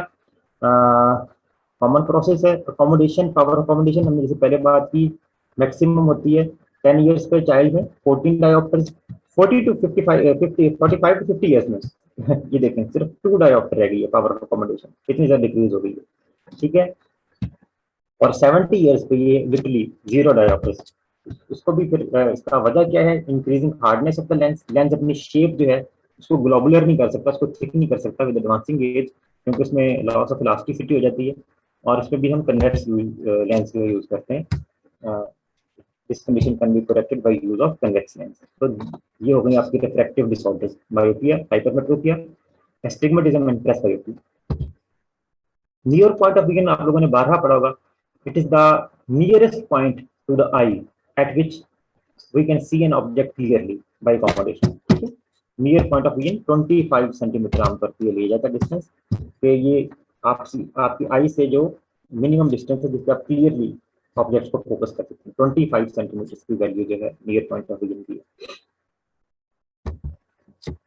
Now अब असल चीज की तरफ हम आते हैं कि फोटो ट्रांसडक्शन। ठीक है, यानी कि हमारे जो फोटो रिसेप्टर्स हैं, जो कि विजन के हमारे रिसेप्टर्स हैं, रॉड्स एंड कोन्स, उनकी स्टिमुलेशन कैसे होती है, ठीक है ना, एक्साइटेशन उनकी कैसे होती है, इस प्रोसेस को फोटो ट्रांसडक्शन बोलते हैं। सबसे पहली चीज तो ये कि इस हवाले से आईज जो है पूरी बॉडी से यूनिक है। ठीक है, आईज के जो फोटो रिसेप्टर्स है ना वो पूरी बॉडी से यूनिक रिसेप्टर है, क्योंकि बाकी जितने भी बॉडी के रिसेप्टर्स हैं उनमें अभी आप लोगों ने देखा, हमने रिसेप्टर पोटेंशियल में पढ़ा था कि वो जब भी उनपे स्टिमुलस सप्लाई होता है तो उनपे डीपोलराइजेशन होती है ना, डीपोलराइजेशन होती है, एक्शन पोटेंशियल नहीं होती। तो फोटो रिसेप्टर जो है ये आईज के, ये इस हवाले से बिल्कुल यूनिक है कि इनमें जो रिस्पॉन्स आता है स्टिमुलस से यानी कि लाइट से, वो डीपोलराइजेशन नहीं है, वो हाइपर पोलराइज हो जाते हैं। ठीक है, तो ये पहली बात आपने याद रखनी है कि फोटो रिसेप्टर्स जो हैं they are very unique receptors because they respond to the stimulus that is light by hyperpolarization. तो आइए देखते हैं कि हाइपर पोलराइजेशन कैसे होती है। तो response of the photoreceptors to light, suppose a light photon comes, ठीक है, लाइट का फोटोन आया, it acts on the photochemical which is present in the photoreceptors. Receptor photoreceptors जो है रॉड्स एंड कोन्स हैं, उसमें photochemical present है। ठीक है, और वो फोटोकेमिकल क्या है, रोडोप्सिन, हम सबको पता है, वो रॉड्स के अंदर रोडोप्सिन होता है और कोन्स में कोई भी कलर पिगमेंट्स होता है। ये कोन्स जो है आपको 3 टाइप्स होती हैं, रेड, ग्रीन एंड ब्लू, जो 3 प्राइमरी कलर्स हैं उनको रिस्पॉन्ड करती हैं, red, green and blue cones. ठीक है, तो उसमें जो फोटोकेमिकल है वो कलर्ड पिगमेंट होता है, रेड, ग्रीन एंड ब्लू। ठीक है, तो हम यहाँ रॉड्स को डिस्कस करेंगे सिंपलिसिटी के लिए। ठीक है, रॉड्स को डिस्कस करना ज्यादा आसान है क्योंकि वहां पर 3 कलर पिगमेंट्स आ जाते हैं, तो रॉड्स को हम डिस्कस करते हैं। तो रॉड्स में जो फोटोकेमिकल है वो कौन सा है, रोडोप्सिन है। ठीक है, रोडोप्सिन को हम लेके चलते हैं, इजीली डिस्कस हो जाएगा रोडोप्सिन। अच्छा, अब रोडोप्सिन जो है ना, ये बेसिकली इसमें 2 चीजें होती है, एक इसमें 11-cis रेटिनल पोर्शन होता है और एक ऑप्शन होती है। ठीक है, ऑप्शन जो एक प्रोटीन है और एक इसमें है 11-cis रेटिनल पोर्शन। ये जो 11-cis रेटिनल पोर्शन है ना, ये आपका विटामिन ए से डिराइव होता है। ठीक है, विटामिन ए से डिराइव होता है ये 11-cis रेटिनल। इसीलिए विटामिन ए की डेफिशिएंसी से, क्योंकि रॉड जो है वो नाइट विजन के लिए होती हैं, तो आपको नाइट ब्लाइंडनेस हो जाती है। ठीक है, विटामिन ए की डेफिशिएंसी से नाइट ब्लाइंडनेस इसीलिए होती है कि विटामिन ए से आपका क्या डिराइव होना होता है, 11-cis रेटिनल पोर्शन ना, तो वो नहीं सही बनता तो नाइट ब्लाइंडनेस रात को सही तरह नजर नहीं आता। अच्छा, किसकी बात करते हैं, रोडोप्सिन की ना। रोडोप्सिन में मैंने कहा था कि 2 चीजें हैं, एक 11-cis रेटिनल जो कि विटामिन ए डेरिवेटिव है, दूसरा ऑप्शन जो कि एक प्रोटीन है। तो उसका जो 11-cis रेटिनल पोर्शन है ना रोडोप्सिन का, उसमें एक इलेक्ट्रॉन एक्टिवेट हो जाता है, ठीक है, लाइट से। उससे क्या होता है, रोडोप्सिन अपनी कॉन्फ़िगरेशन को चेंज करके एक और कंपाउंड में बन जाता, कन्वर्ट हो जाता है, जिसे डेथरोडोप्सिन कहते हैं। डेथो फर्दर कन्वर्ट होता है ल्यूमी में, ल्यूमी कन्वर्ट होता है मेटारोडोप्सिन 1 में, मेटारोडोप्सिन 1 बेसिकली कन्वर्ट हो जाता है मेटारोडोप्सिन 2 में। चलो इन स्टेप्स को आप ना भी याद रखें तो कोई बात नहीं, ये चीज इंपॉर्टेंट है कि मेटारोडोप्सिन 2 दिस इज एक्टिवेटेड रोडोप्सिन। ठीक है, ये आपने जरूर याद रखना है कि लाइट के फोटोन पड़ने से जो रॉड्स के अंदर, मैं रिपीट करता हूँ, रॉड्स के अंदर रोडोप्सिन होता है ना, वो रोडोप्सिन एक्टिवेटेड रोडोप्सिन में कन्वर्ट हो जाता है, जिसका टेक्निकल नेम या समझ लें वो है मेटारोडोप्सिन 2। अब सारी कहानी से निकलानी है, ये मेटारोडोप्सिन 2 है जो कि एक्टिवेटेड रोडोप्सिन है। ये क्या करता है, ये एक प्रोटीन वहां पड़ी होती है ट्रांसड्यूसन, उस ट्रांसड्यूसन प्रोटीन को ये एक्टिवेट कर देता है और ट्रांसड्यूसन एक एंजाइम को एक्टिवेट करती है जिसका नाम है साइक्लिक जीएमपी फॉस्फोडाइएस्ट्रेज। ठीक है, ट्रांसड्यूसन उसको एक्टिवेट कर देती है, साइक्लिक जीएमपी फॉस्फोडाइएस्ट्रेज को। और ये जो एंजाइम है, जैसे कि नाम से जाहिर है, ये साइक्लिक जीएमपी पे एक्ट करेगा और साइक्लिक जीएमपी को कन्वर्ट कर देगा 5-GMP में। ठीक है, तो एज अ रिजल्ट क्या होगा, जब साइक्लिक जीएमपी 5-GMP में कन्वर्ट हो जाएगी तो इसके लेवल कम हो जाएंगे ना। ठीक है, क्योंकि इसमें कन्वर्ट होगी, साइक्लिक जीएमपी के लेवल कम हो जाएंगे, साइक्लिक जीएमपी की डिक्रीज कंसंट्रेशन हो जाएगी। ठीक है, रॉड्स में, ठीक, रॉड्स के अंदर साइक्लिक जीएमपी की कंसंट्रेशन कम हो जाएगी। अब क्या होगा, बेसिकली ये जो साइक्लिक जीएमपी थी ये रॉड्स के अंदर सोडियम चैनल होते हैं, उनके साथ ये अटैच होती है। और ठीक है, फास्ट नहीं बोलता, साइक्लिक जीएमपी जो है रॉड्स के अंदर सोडियम चैनल होते हैं, उनके साथ अटैच होती है और उनको ओपन कंडीशन में रखती है। तो जब साइक्लिक जीएमपी की कंसंट्रेशन कम होगी तो this cyclic GMP will be detached from the sodium channels, और उससे क्या होगा, sodium channel will progressively close. जब साइक्लिक जीएमपी जो इनको ओपन करके रख दी थी वो उनसे डिटैच हो जाएगी, सोडियम चैनल्स क्लोज हो जाएंगे, प्रोग्रेसिवली क्लोज हो जाएंगे।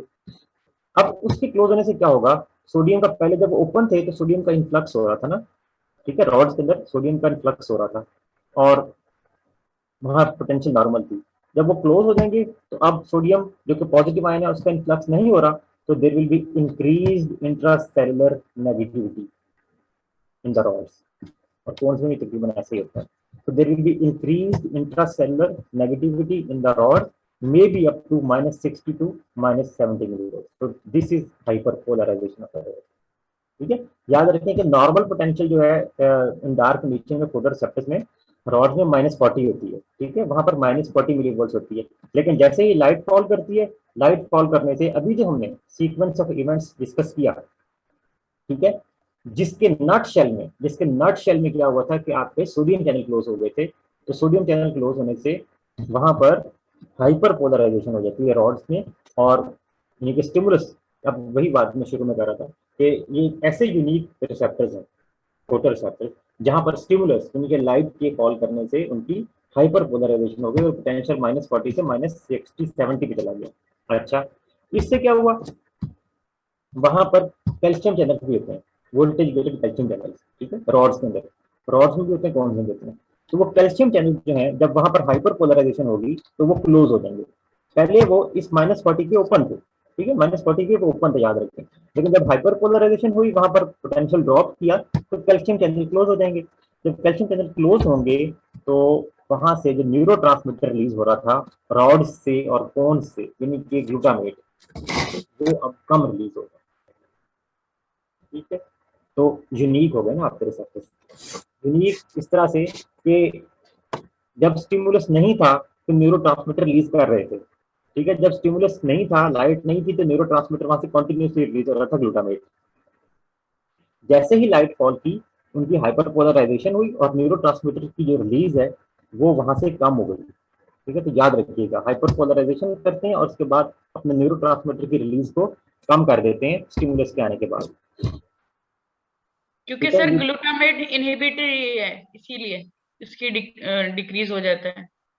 जी, इसमें थोड़ी सी कंट्रोवर्सी है, कुछ बुक्स कहती हैं कि ग्लूटामेट यहाँ पर इनहिबिटरी ट्रांसमीटर, कुछ कहते हैं जो मॉडर्न कंसेप्ट इसमें ये है आ रहा है कि इसमें जो आगे जो नेक्स्ट सेल्स हैं, बाइपोलर सेल्स है ना, बाइपोलर सेल्स के दो तरह के रिसेप्टर होते हैं, वो भी हम डिस्कस करने जा रहे हैं, तो वो बेसिकली इसके रिस्पॉन्स को फर्क करते हैं ना, जो रिसेप्टर्स हैं आइनोट्रोपिक और मेटाबोट्रोपिक। अच्छा चलें, ये लाइट, जी जी जी जी जी जी, तो ये रॉड्स थी, ठीक है, रॉड बेसिकली ये हमने सारा सीक्वेंस ऑफ इवेंट्स देखा, इस पे ये रॉड का स्ट्रक्चर है सारा। लाइट फॉल की, ठीक है, रोडोप्सिन कन्वर्ट हुआ अपनी एक्टिवेटेड फॉर्म में मेटा रोडोप्सिन 2 में, उसने ट्रांसड्यूसन प्रोटीन पे एक्ट किया, ट्रांसड्यूसर ने साइक्लिक जीएमपी फॉस्फोडाइस्टेरेज एंजाइम को एक्टिवेट किया, इस एंजाइम ने साइक्लिक जीएमपी को 5 जीएमपी में कन्वर्ट कर दिया, साइक्लिक जीएमपी कम हो गई और साइक्लिक जीएमपी के कम होने से सोडियम चैनल क्लोज हो गया। ये देखें, डार्क में सोडियम चैनल ओपन था, सोडियम अंदर आ रही थी, उसमें इन्फ्लक्स हो रहा था, लाइट कंडीशंस में क्या हुआ कि साइक्लिक जीएमपी कम हो गई, सोडियम चैनल क्लोज हो गए और सोडियम बाहर रह गई, तो अंदर जो है नेगेटिविटी ज्यादा हो जाएगी, फिर इंट्रासेलुलर नेगेटिव, क्योंकि सोडियम पोटेशियम चैनल जो कंटिन्यूसली वर्क कर रहा होता है, कोई पूछ सकता है, तो वो इसलिए कि वो वहाँ पर सोडियम पोटेशियम जो पंप है वो कंटिन्यूसली वर्क करता है और अंदर जो पोटेंशियल है वो -40 से, पर यहाँ पर -40 था, यहाँ पर -70 तक चला जाता है। अच्छा, बात हमने वहां छोड़ी थी पिछली स्लाइड में कि डिक्रीज्ड रिलीज ऑफ ग्लूटामेट, ठीक है, अब डिक्रीज्ड रिलीज ऑफ ग्लूटामेट जब रॉड से होती है तो उससे क्या होता है, अब आगे जो हमारे पास जो बाइपोलर सेल है ना, वो याद रखिए कि दो तरह के होते हैं, एक ऑन सेंटर होते हैं और एक ऑफ सेंटर होते हैं। ऑन सेंटर पे जब ग्लूटामेट ज्यादा आ रही होती है ना, नॉर्मली वहां जब डार्क कंडीशन में जब लाइट फॉल नहीं कर रही तो ग्लूटामेट आ रही है, तो वो इन ऑन सेंटर बाइपोलर सेल्स को हाइपर पोलराइज करके रखती है। मैं इस बात को रिपीट करता हूँ, समझे? अभी स्टिमुलस नहीं आया, ठीक है, स्टिमुलस नहीं आया, लाइट नहीं आई, तो फोटो रिसेप्टर्स से, फॉर एग्जांपल रॉड्स से कॉन्टिन्यूस रिलीज हो रहा होता है ग्लूटामेट का। ये जो ग्लूटामेट कॉन्टिन्यूसली रिलीज हो रही होती है वो ऑन सेंटर बाइपोलर सेल्स पे, एक खास तरह के रिसेप्टर्स हैं, उन पे एक्ट करके इनको हाइपर पोलराइज करके रखती है। तो आगे से कोई सिग्नल नहीं जाता, ठीक है। नेक्स्ट जो सेल्स हैं वो गैंग्लियन सेल्स हैं, उनमें कोई सिग्नल नहीं जा रहा। लेकिन जब लाइट फॉल की, तो लाइट के फॉल करने से वहां पर ग्लूटामेट की रिलीज कम हो गई। ग्लूटामेट की रिलीज कम होने से अब इनकी इनहिबिशन भी कम हो जाएगी, ठीक है। पहले ये इनहिबिट हो रहे थे ना, तो इनकी इनहिबिशन कम हो जाएगी, तो क्या होगा कि ये डीपोलराइज हो जाएंगे, ठीक है। Inhibition of inhibition is excitation, inhibition of inhibition is excitation. तो on centre bipolar cell depolarise होंगे। उसके बाद जो गैंग्लियन सेल्स होते हैं बाइपोलर सेल्स आगे, उनमें भी एक्शन पोटेंशियल जाएगी, वो इनके साथ कम्युनिकेट करते हैं, ठीक है। On polar sorry on centre ganglion cells, और वहां से फिर गैंग्लियन सेल से लाइट सिग्नल जाएगा विजुअल कॉर्टेक्स पे। जबकि जो ऑफ सेंटर बाइपोलर सेल होते हैं, ठीक है, जो कि उसका सराउंड बनाते हैं, किसी भी विजुअल इमेज का एक सेंटर होता है, तो सराउंड होता है, समझिए। उस ये यहाँ पर बिल्कुल उल्टा है, ठीक है। जब ग्लूटामेट डार्क कंडीशंस में यहाँ पर रिलीज हो रही थी, तो वो इनको डीपोलराइज कर रही थी, ठीक है, इनको डीपोलराइज कर रही थी। अब क्या हुआ, जब उसकी डिक्रीज रिलीज हुई, तो ये ग्लूटामेट यहाँ के एक्ट करती है, उनको हाइपर पोलराइज कर देती है, ठीक है। नॉर्मल रिलीज से डीपोलराइज हो रहे थे, डिक्रीज रिलीज से हाइपर पोलराइज हो गए, ठीक। No action potential in the off centre cells, और दोनों का नट शेल में इफेक्ट ये पड़ेगा कि लाइट सिग्नल हमें ट्रांसमिट हो जाएगा, ठीक है। समझ लें कि आप इसको बहुत इसकी डिटेल डिस्कशन आप समझ लें कि ये कंट्रास्ट बनाने के काम आते हैं। असल चीज हमें इसमें दिखानी होती है ऑन सेंटर ने, और ये इमेज का कंट्रास्ट जो है इससे बनता है, ठीक है। तो अगर इसमें पोटेंशियल है, तो इसमें पोटेंशियल की एब्सेंस में चीजें नजर आएंगी। तो बहरहाल ये इतनी शायद आपसे फिजियोलॉजी ना पूछी जाए, आपसे सिर्फ इतना पूछा जाएगा अगर हुआ बीत गई, इसका मैकेनिज्म के हवाले से कोई चीज आ सकती है, जो अभी हमने डिस्कस किया लास्ट स्लाइड में, ये वाला जो मैकेनिज्म था, इसमें से कोई भी कंपोनेंट पूछा जा सकता है, या कि इसका जो नेट रिस्पॉन्स था, नेट रिस्पॉन्स इसका क्या था कि डिक्रीज हुई है साइक्लिक जीएमपी लेवल्स में, और उससे वो सोडियम चैनल क्लोज हो गए हैं, और उसका जो पोटेंशियल है वो हाइपर पोलराइज हो गया है। तो हाइपर पोलराइज होने से वहां पे न्यूरोट्रांसमीटर की रिलीज जो कम हो गई है। ये इंपॉर्टेंट है ये चीज थोड़ी सी ना, खासतौर पर इनके फंक्शन। रेटिना में गैंग्लियन सेल जो हैं वो 3 तरह के होते हैं। अच्छा, रेटिना में सेल्स कौन कौन से होते हैं? रेटिना में एक तो फोटो रिसेप्टर होते हैं, दूसरे बाइपोलर सेल्स और गैंग्लियन सेल होते हैं, जो कि ऑप्टिक पाथवे का हिस्सा है, ठीक है। एक्सॉन जो है गैंग्लियन सेल्स के, वो ऑप्टिक नर्व बनाते हैं। तो ये वाले सेल तो आपने पढ़ लिए, photoreceptors, rods and cones, bipolar cells, ganglion cells, जो कि ऑप्टिक पाथवे का हिस्सा है। इनके अलावा 2 तरह के सेल्स और होते हैं, हॉरिजेंटल सेल्स और एमाक्राइन सेल्स, ठीक है। हाँ, हॉरिजेंटल सेल्स और एमाक्राइन सेल्स, उनके मुतालिक आपने सिर्फ इतना याद रखना है कि वो लैटरल इनहिबिशन करते हैं, ठीक है। लैटरल इनहिबिशन करते हैं, और लैटरल इनहिबिशन ब्रेन में जहां भी हो रही है वो सिग्नल को शार्प करती है, सिग्नल को इंटेंसिफाई करती है। तो लैटरल इनहिबिशन वो बेसिकली उनका काम है, हॉरिजेंटल सेल्स का और एमाक्राइन सेल्स का, और उस लैटरल इनहिबिशन से सिग्नल जो है उसकी शार्पनिंग हो रही है। ये जो गैंग्लियन सेल्स हैं इनकी 3 टाइप्स हैं, W, X and Y ganglion cell, ठीक है। ये बाकी चीजें तो आप छोड़ दें, ये कितने परसेंट है, उनका साइज कितना है, कंडक्शन वेलोसिटी कितनी है, हाँ फंक्शन के हवाले से ये आ जाती है यहाँ पर कोई चीज। तो डियर पार्टिसिपेंट्स, W सेल्स जो है ना, they are important for dark vision, ठीक है। जो हमारी रॉड विजन है अभी जो हमने डिस्कस की, ये क्रूड डार्क विजन, उसके लिए W सेल्स इंपॉर्टेंट है, ठीक है। Also they detect directional movement in the field of vision, ठीक है। कोई एक खास पर्टिकुलर सिमत में अगर कोई डायरेक्शन हो रही है, उसको भी डिटेक्ट करने में इंपॉर्टेंट है W सेल्स। X सेल्स जो हैं ये हमारे कलर विजन के लिए, आई रिपीट, W सेल्स हमारे क्रूड डार्क या नाइट विजन में इंपॉर्टेंट है, और X सेल्स हमारी कलर विजन में इंपॉर्टेंट है। They are also important for fine details of image, ठीक है। फाइन डिटेल्स ऑफ इमेज, किसी देखने में इसका कलर कैसा है, टेक्सचर कैसा है, उन सारी चीजों को देखने में X सेल्स जो है ये इंपॉर्टेंट है। और Y सेल्स जो हैं ये रैपिड चेंज को, ये सबसे कम होते हैं सारे सेल्स में, सबसे ज्यादा कम ये 40%, 55%, सबसे कम Y सेल्स होते हैं, और ये स्पेशलाइज्ड चीजें डिटेक्ट करते हैं, ठीक है। जैसे rapid changes in the field of vision, rapid changes, कोई बहुत ज्यादा रैपिड चेंज हुई है फील्ड ऑफ विजन में, अचानक कोई जैसे स्टेडियम में एक बॉल गुजर गई है तो उसको डिटेक्ट करने के लिए वाई सेल्स है, ठीक है। तो W, X and Y ganglion cells. Eye की मेजर चीजें हमने कोशिश की है कि डिस्कस कर लें, ठीक है। अब तक हमने वो डिस्कस कर लिया। ईयर पे आप आ जाते हैं। ईयर के मेन चंक्स अगर देखा जाए तो आपको पता 3 हमारे पास के पार्ट्स हैं। एक्सटर्नल ईयर, ठीक है, मिडल ईयर, ये सारा आ गया, और इनर ईयर कॉक्लिया, ठीक है। और ये बेसिकली टिम्पैनिक मेम्ब्रेन, थोड़ा सा रिवाइज कर लेते हैं। टिम्पैनिक मेम्ब्रेन जो कि एक्सटर्नल और मिडल ईयर के दरमियान में होती है, उसके पास ये 3 आपके पास मेलियस, इनकस और स्टेपिस ऑसिकुलर सिस्टम बनाते हैं आपके।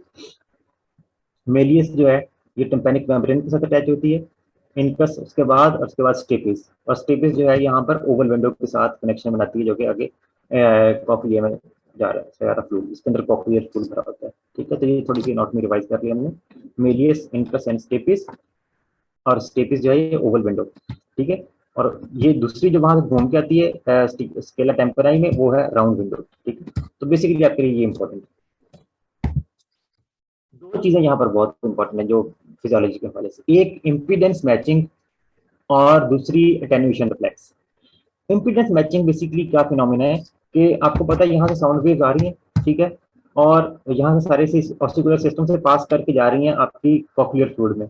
तो जाहिर है कि यहाँ पर वो साउंड वेव्स एयर में आ रही थी, उसकी रेजिस्टेंस और थी। अब यहाँ पर कॉक्लियर फ्लूइड है, उसको उन्होंने डिस्प्लेस करना है, उसमें वाइब्रेशन लेके आनी है, उसकी यहाँ पर उनको और ज्यादा रेजिस्टेंस का सामना करना पड़ा। यहाँ पर इम्पीडेंस या रेजिस्टेंस ज्यादा है कॉक्लियर फ्लूइड में। तो बेसिकली एयर की रेजिस्टेंस को या इम्पीडेंस को कॉक्लियर फ्लूइड की इम्पीडेंस या रेजिस्टेंस के साथ मैच करना, इससे हम कहते हैं impedance match. I repeat, air की रेजिस्टेंस को कॉक्लियर फ्लूइड की इम्पीडेंस से मैच करना, this process is called impedance matching, और ये मिडल ईयर में होता है, ठीक है। Middle ear serves to match the impedance of both these things, ठीक है। अब इसमें दो चीजें इंपॉर्टेंट है। There are two factors in the middle ear which are very important for impedance matching. एक यहाँ पर जो ऑसिकुलर लीवर सिस्टम था, ये इनकस, मेलियस और स्टेपिस वाला, this increases the force of movement for about 1.3 times, ठीक है। उस सारी जो फोर्स है साउंड वेव्स की, उसको 1.3 टाइम्स इंक्रीज कर देता है। दूसरा फैक्टर वो है सरफेस एरिया वाला। सरफेस एरिया जो है टिम्पैनिक मेम्ब्रेन का 55 मिलीमीटर होता है स्क्वायर, और स्टेपिस का 33.2, ये 55, ठीक है, और ये 3.2, 55 और ये 3.2 यहाँ पर। तो ये अगर इन दोनों का डिफरेंस देखा जाए तो तकरीबन ये 17 टाइम्स ज्यादा है, ठीक है।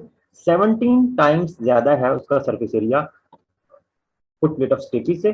तो 17 मल्टीप्लाइड बाय 1.3 जो कि ऑसिकुलर सिस्टम से फैक्टर आया था, इन दोनों को अगर मल्टीप्लाई कर दें तो 22 टाइम्स फोर्स जो है या इंटेंसिटी साउंड वेव्स की इंक्रीज कर सकती है, ठीक है। साउंड वेव्स को इतना ज्यादा इंटेंसिफाई कर दिया जाता है 22 टाइम्स, ताकि उनकी जो इम्पीडेंस है वो मैच कर सके कॉक्लियर फ्लूइड के साथ, और फिर वो कॉक्लियर फ्लूइड को डिस्प्लेस करने के एबल हो सके। दूसरी चीज जो इंपॉर्टेंट है यहाँ पर मिडल ईयर के हवाले से ही, वो है एटेन्यूएशन रिफ्लेक्स। तो आपको पता है कि मिडल ईयर में दो मसल होते हैं ना, एक होता है टेंसर टेम्पनाई, ये आप देख रहे हैं टेंसर टेम्पनाई, जो कि मेलियस के साथ अटैच है ना, हैंडल ऑफ मेलियस के साथ टेंसर टेम्पनाई, ठीक है। और हैंडल ऑफ मेलियस आगे जो कि टेम्पनेक मेम्ब्रेन के साथ अटैच है, टेंसर टेम्पनाई करते हैं ना उसे, तो हैंडल ऑफ मेलियस के साथ। दूसरा जो मसल है वो है, हाँ, ये हैंडल ऑफ मेलियस के साथ अटैच है, टेंसर टेम्पनाई।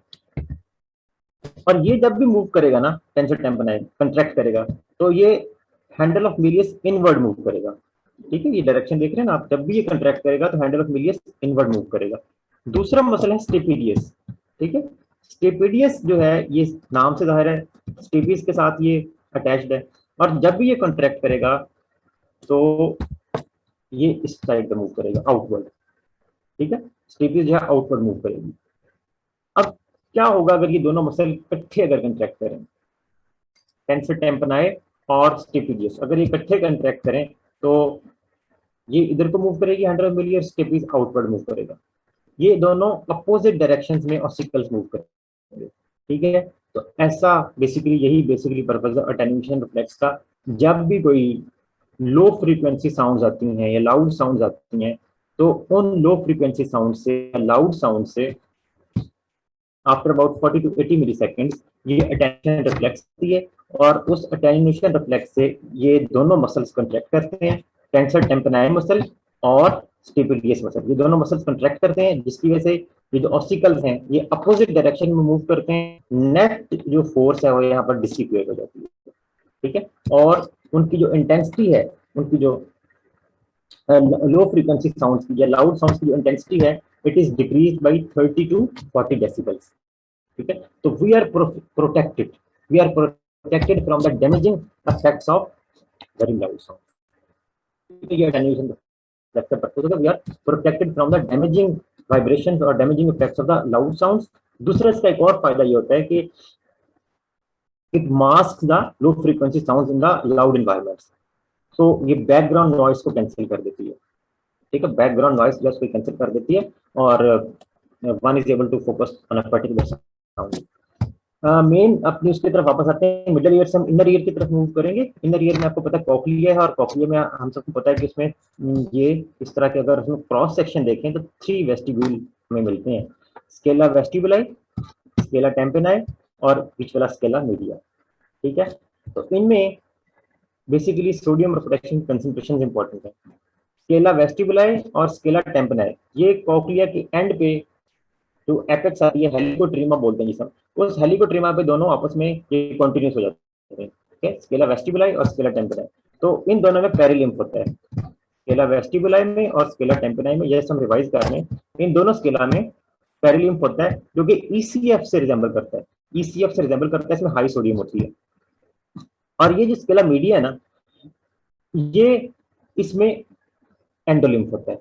तो स्केला वेस्टिबुलाई और स्केला टेम्पेनाई इनमें पेरिलिम्फ है जो कि हाई इन सोडियम है, और स्केला मीडिया में एंडोलिम्फ होता है which is high in potassium. तो ये किससे रिजेंबल करेगा?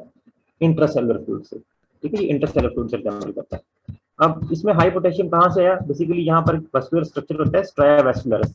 Striae vascularis in the inner ear is responsible for maintaining high potassium levels in the sclera media, ठीक है। स्ट्राया वेस्कुलरिस वहां से एक्सक्रीट होके वहां पर इसको हाई पोटेशियम लेवल को कहाँ मिलता है। तो अब ये बेसिकली वही डिफरेंस हो गया, ये ईसीएफ स्केला वेस्टिबुलाई और स्केला टेम्पेनाई, और यहाँ पर ICF intercellular fluid high potassium, ठीक। ये आ गया हमारा मेन चीज कि इन दोनों स्केला के दरमियान बेसिकली क्या चीज है, स्केला टेम्पेनाई और स्केला मीडिया के दरमियान ये बेसिलर मेम्ब्रेन। और बेसिलर मेम्ब्रेन हमारे पास क्यों इंपॉर्टेंट है, क्यों हमारे लिए इंपॉर्टेंट है? इसके ऊपर हमारा जो हेयरिंग का सेल ऑर्गन है वो पड़ा हुआ है, ऑर्गन ऑफ पोर्टाई, ठीक। ये रीजनल मेम्ब्रेन होती है, इसको छोड़ना है। ये बेसिलर मेम्ब्रेन जो हमारे लिए बहुत इंपॉर्टेंट है। साउंड वेव्स जब आती है ना, तो साउंड वेव से यही बेसिलर मेम्ब्रेन जो है ये वाइब्रेट करती है, ठीक है, साउंड वेव से ये वाइब्रेट करती है, ऊपर नीचे होती है, और उसके ऊपर पड़ेंगे ऑर्गन ऑफ पोर्टाई, ठीक है, ऑर्गन ऑफ पोर्टाई, इनके बारे में हम पढ़ लेते हैं कि ऑर्गन ऑफ पोर्टाई क्या चीज है। It is located on the basilar membrane, ठीक है, organ of Corti. Why it is important? It contains the receptor cells which are called hair cells, ठीक है। इसमें जो एक्चुअल साउंड के रिसेप्टर्स हैं, उसमें विजन में क्या थे? उसमें थे फोटो रिसेप्टर्स, और इसमें हेयरिंग में क्या है? इसमें है हेयर सेल्स, ठीक है, हेयर सेल्स इंपॉर्टेंट है, which are arranged in two, उसमें रोज में अरेंज होते हैं, inner and outer hair cells. अब हेयर सेल्स में क्या होता है? उनमें से सीलिया प्रोट्रूड करते हैं, सीलिया और stereocilia they protrude from the hair cells and they are embedded in the tectorial membrane. Now tectorial membrane is another structure, ये इसके टॉप पे होता है। अब ये देखें, ये है हेयर सेल्स, ठीक है, हेयर सेल्स हैं, ये 2 रोज में होते हैं, inner hair cells and outer hair cells. Inner hair cells जो हैं ये सिंगल रो में होते हैं, याद रखिएगा, inner hair cells single rows में होते हैं, they are less in number. Outer hair cells जो हैं ये 3 और 4 लेयर्स में होते हैं, रोज में होते हैं, और ये 3 और 4 रोज में होते हैं, इनके नंबर भी ज्यादा होता है। लेकिन जो हेयरिंग में इन्वॉल्व है ना, वो इनर हेयर सेल है जो कि सिंगल रो में होते हैं। इन हेयर सेल्स की टॉप से ये सीलिया प्रोजेक्ट करते हैं, और ये प्रोजेक्ट करके टेक्टोरियल मेम्ब्रेन को टच कर रहे होते हैं, ठीक है। ये इसका सारा स्ट्रक्चर है। हेयर सेल्स की टॉप से सीलिया प्रोजेक्ट कर रहे हैं, और वो सीलिया जो है वो टेक्टोरियल मेम्ब्रेन को उसको ये टच करते हैं, उसके साथ एम्बेडेड होते हैं। अब जरा गौर करेंगे होता है क्या, जब साउंड वेव्स आती है ना, साउंड वेव्स के आने से ये बेसिलर मेम्ब्रेन अपवर्ड या डाउनवर्ड मूव करती है, अपवर्ड या डाउनवर्ड, ठीक है। उसके ऐसे मूव करने से ये हेयर सेल ऊपर नीचे मूव करते हैं, और हेयर सेल जब ऊपर नीचे मूव करते हैं ना, तो इनके सीलिया या ये इनवर्ड मूव करते हैं या आउटवर्ड। तो ये डायरेक्शन समझना थोड़ी सी इंपॉर्टेंट है। साउंड वेव्स के आने से basal membrane up and down move करती है, और उसके अप एंड डाउन मूव करने से इसके जो ऊपर हेयर सेल्स के मूव करने से जो इनके सीलिया थे या स्टीरोसीलिया थे जो कि टेक्टोरल मेम्ब्रेन में बेसिकली इसमें एम्बेडेड थे, वो इनवर्ड या आउटवर्ड मूव करते हैं। ठीक है, जब ये सीलिया की अब अरेंजमेंट ऐसी होती है कि एक तरफ से शुरू होते हैं, छोटा सा ही होता है, फिर उससे बड़ा, फिर उससे बड़ा, फिर उससे बड़ा, और आखिर में सबसे बड़ा जो है काइनोसीलियम होता है।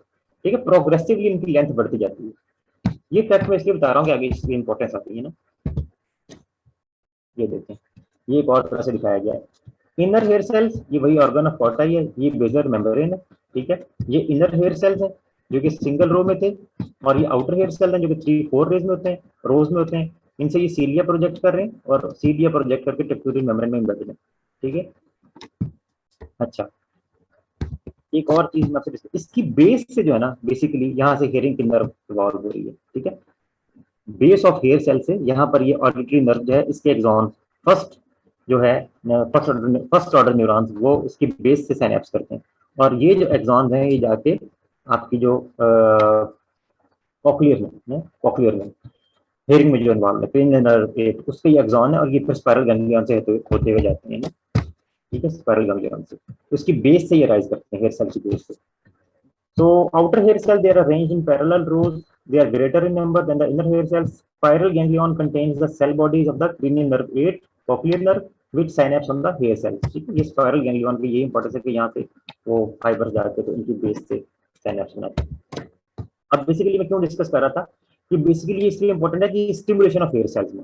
ठीक है, कि whenever the stereocilia they are bent in the direction of longer ones, या जो काइनोसीलियम की तरफ जब वो बेंड करेंगे सीलिया। ठीक है, यहां से देख लेते हैं, बेजल मेम्ब्रेन अपसाइड ये डाउनसाइड मूव करेगी साउंड वेव से, उससे ये जो सीलिया है अगर ये in the direction of longer one, एक तरफ लॉन्गर होंगे, ठीक है, दूसरी तरफ शॉर्टर होंगे, अगर ये उसकी डायरेक्शन में मूव कर रहे हैं सीलिया, तो इनकी बेस पे, सीलिया की बेस पे यहाँ कैट आइन चैनल्स होते हैं।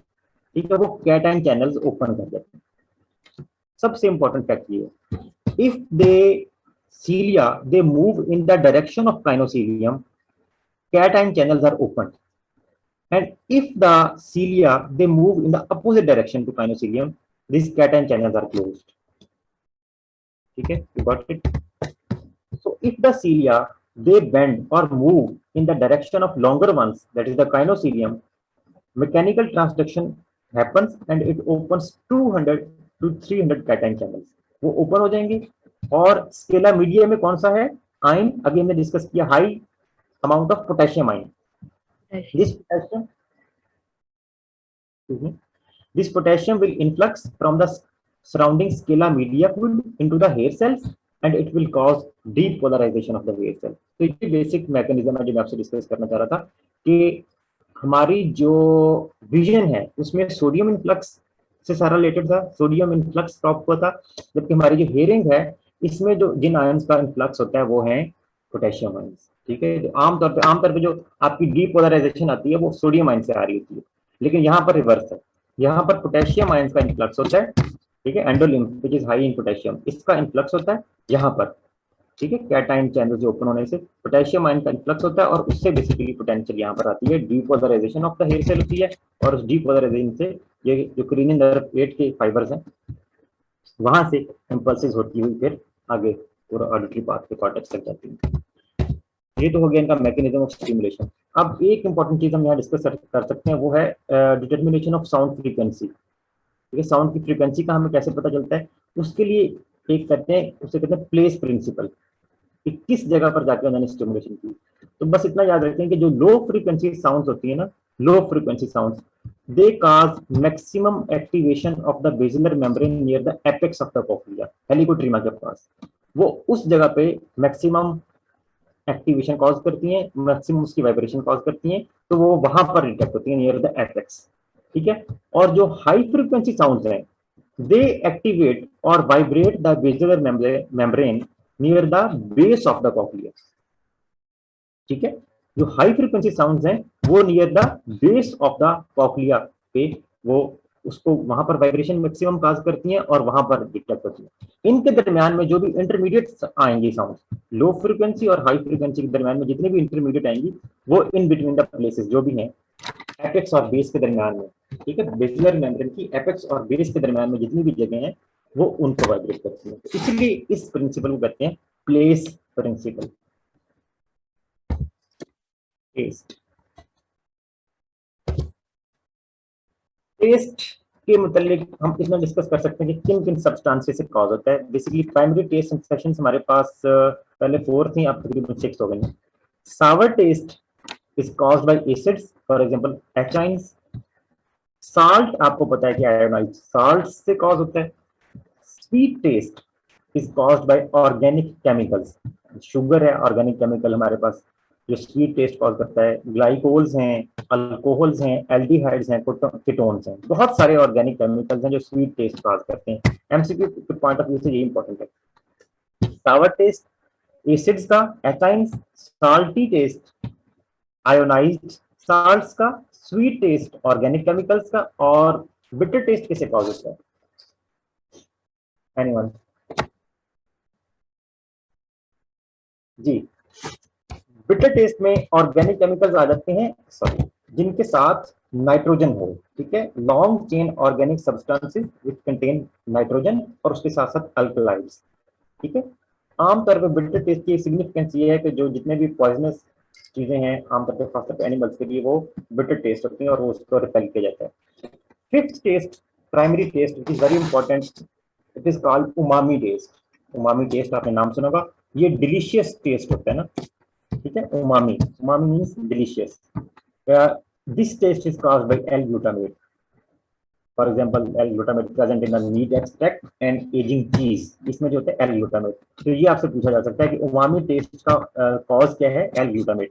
और फाइनल जो सिक्स्थ टेस्ट है वो फैटी टेस्ट है, and they have identified a potential sensor in our mouth for long chain fatty acids, ठीक है। उसके लिए भी हम कहते हैं कि ये सिक्स्थ लेटेस्ट है डिस्कवरी कि ये फैटी टेस्ट जो है इसको भी इंक्लूड कर लिया गया। उससे पहले 5 प्राइमरी टेस्ट सेंसेशंस थी, ठीक है। प्लेजेंट टेस्ट है उमामी टेस्ट।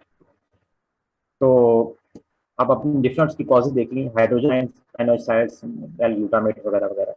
इसमें सबसे इंपॉर्टेंट ये है, ठीक है, डिलीशियस टेस्ट जो है उमामी टेस्ट। टेस्ट ब्लाइंडनेस कैसे चेक करते हैं? ठीक है, इसके लिए हमारे पास एक कंपाउंड है, डिफरेंट थायोवीडिया कंपाउंड्स हैं और उसमें मोस्ट कॉमनली यूज करते हैं फिनाइल थायोकार्बामाइड। ये एक ऐसा कंपाउंड है जो कि बिटर टेस्ट होता है, बहुत बिटर टेस्ट होता है, लेकिन जो लोग टेस्ट ब्लाइंड हो, हमारी तकरीबन 15 to 30% पॉपुलेशन टेस्ट ब्लाइंड है, वो they can not taste it. तो आमतौर पे टेस्ट ब्लाइंडनेस चेक करने के लिए हम ये कंपाउंड यूज करते हैं और ये इंपॉर्टेंट एमसीक्यू पॉइंट है, फिनाइल थायोकार्बामाइड, पीटीसी बोलते हैं, फिनाइल थायोकार्बामाइड। मैकेनिज्म क्या है स्टिमुलेशन ऑफ टेस्ट रिसेप्टर्स का? पहले हमने फोटो रिसेप्टर्स की बात की, फिर हमने हेयर सेल्स की बात की जो कि ये एडिशन के लिए हमारे इंपॉर्टेंट है। अब हम टेस्ट रिसेप्टर्स की बात कर रहे हैं। तो होता है ऐसे कि टेस्टेंट जो भी सब्सटेंस काजिंग टेस्ट है, टेस्टेंट उसे बोलते हैं जो सब्सटेंस टेस्ट काज करता है, it binds to the receptors, जो टेस्ट के रिसेप्टर्स हैं present on the villi of the taste cells. और टेस्ट सेल्स कहां पर प्रेजेंट होंगे? टेस्ट बड्स में। ये चीज इंपॉर्टेंट है। Sodium and hydrogen ions which respectively elicit salt and sour taste. Sodium ionized salt NaCl, अपनी नमक NaCl, which cause salty and sour taste. They bind to the inotropic receptor, ठीक है। इन test sales में inotropic receptor से वो bind करते हैं और आयन चैनल्स को ओपन करते हैं। टेस्ट सेल्स में आयन चैनल्स को, आइनोट्रोपिक रिसेप्टर ना आयन चैनल्स को ओपन करेंगे, जबकि substances which cause sweet, bitter and umami taste, ठीक है, sweet, bitter and umami taste जो कि डिलीशियस टेस्ट होता है, they bind to metabotropic G protein coupled receptors, GPCR, G protein coupled receptors। और आपको पता है कि G प्रोटीन जहां भी इन्वॉल्व होगी वहां पर सेकंड मैसेंजर मैकेनिज्म इंपॉर्टेंट होगा, ठीक है। तो वो सेकंड मैसेंजर के थ्रू एक्ट करते हैं, causing intracellular chemical changes that initiate impulsive। तो ये दोनों जो टेस्ट की दो कैटेगरीज इस वाले से कोई क्वेश्चन है शायद?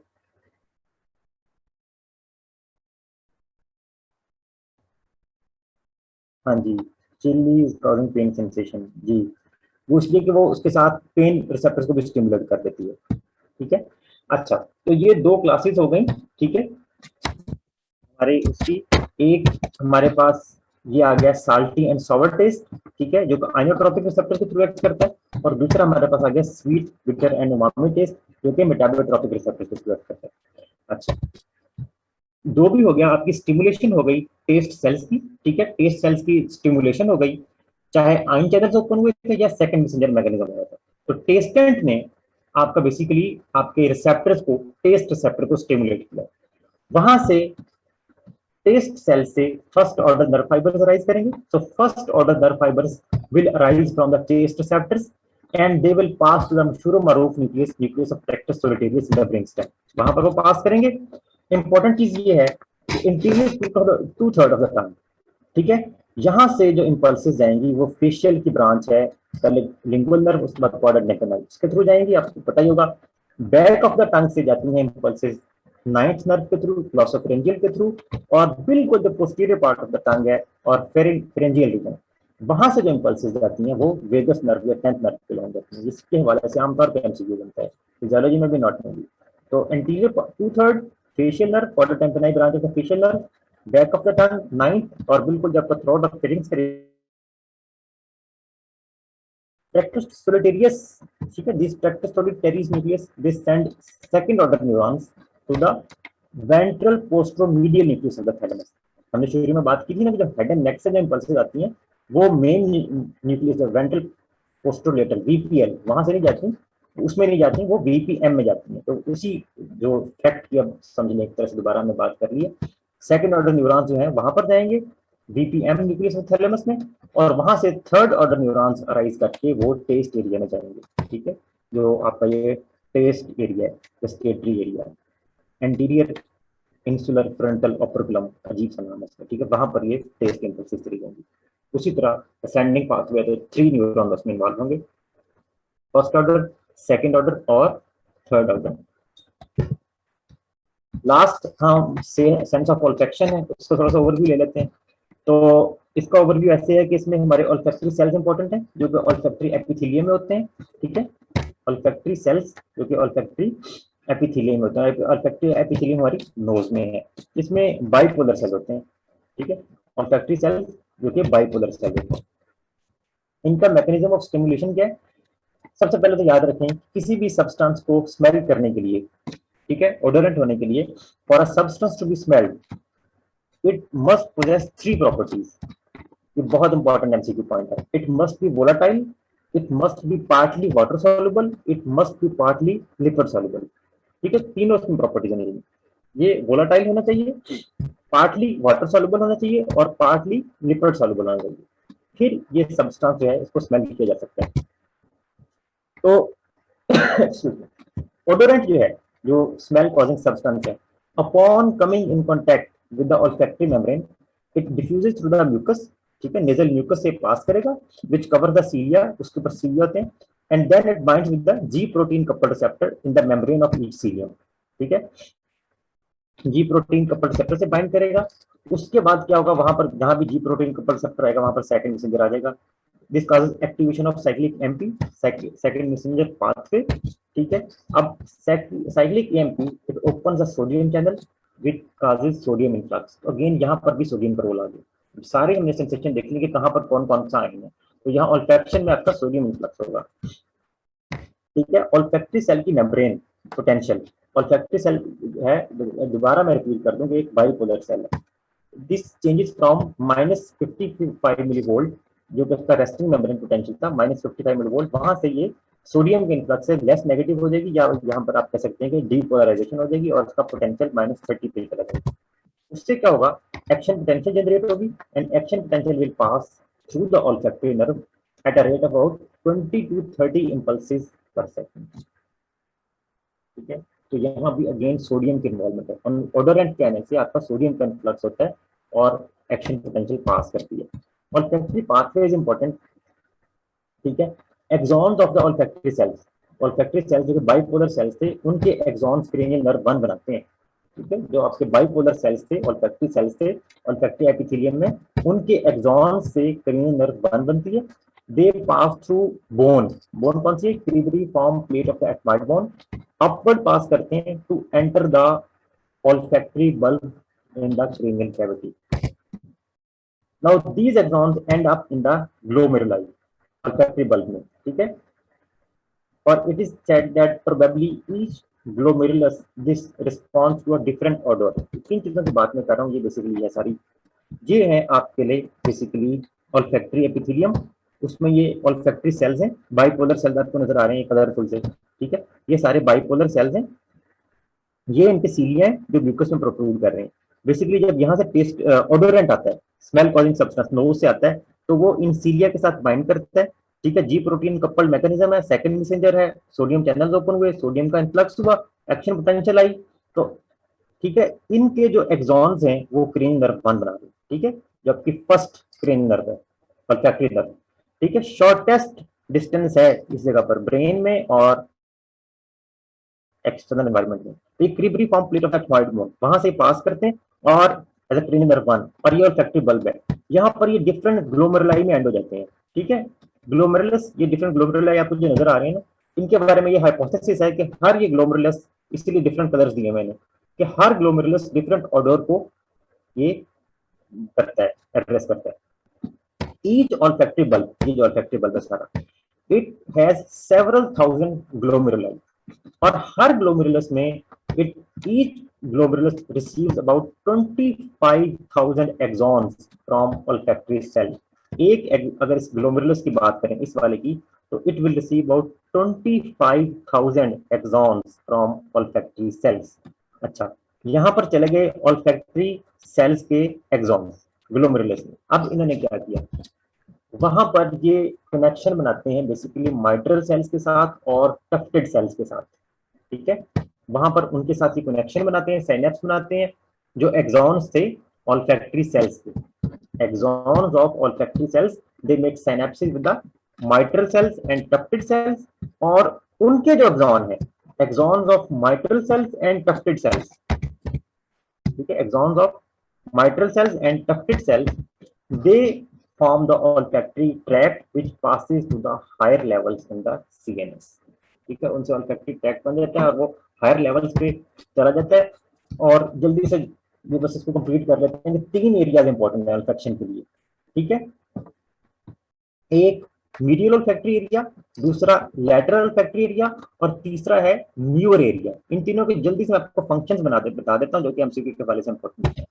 जो आपका मीडियल एरिया है ना, मीडियल olfactory एरिया, वो बेसिक olfactory बिहेवियर के साथ कंसर्न है, ठीक है। Medial olfactory area primitive olfactory system से बोलते हैं, बेसिक olfactory बिहेवियर जैसे लिकिंग द लिप्स, सैलिवेशन, इसके साथ कंसर्न है।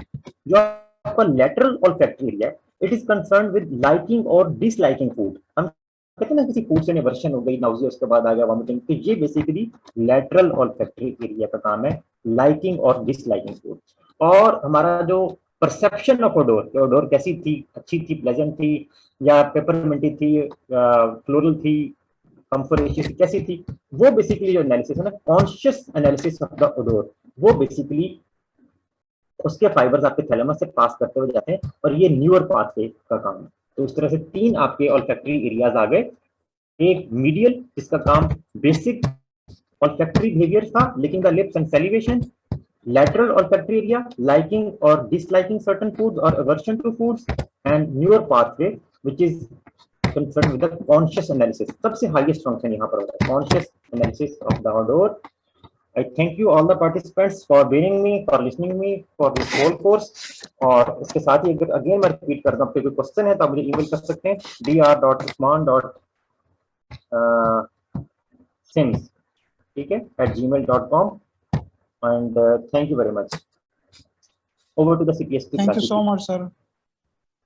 बेहतरीन लेक्चर।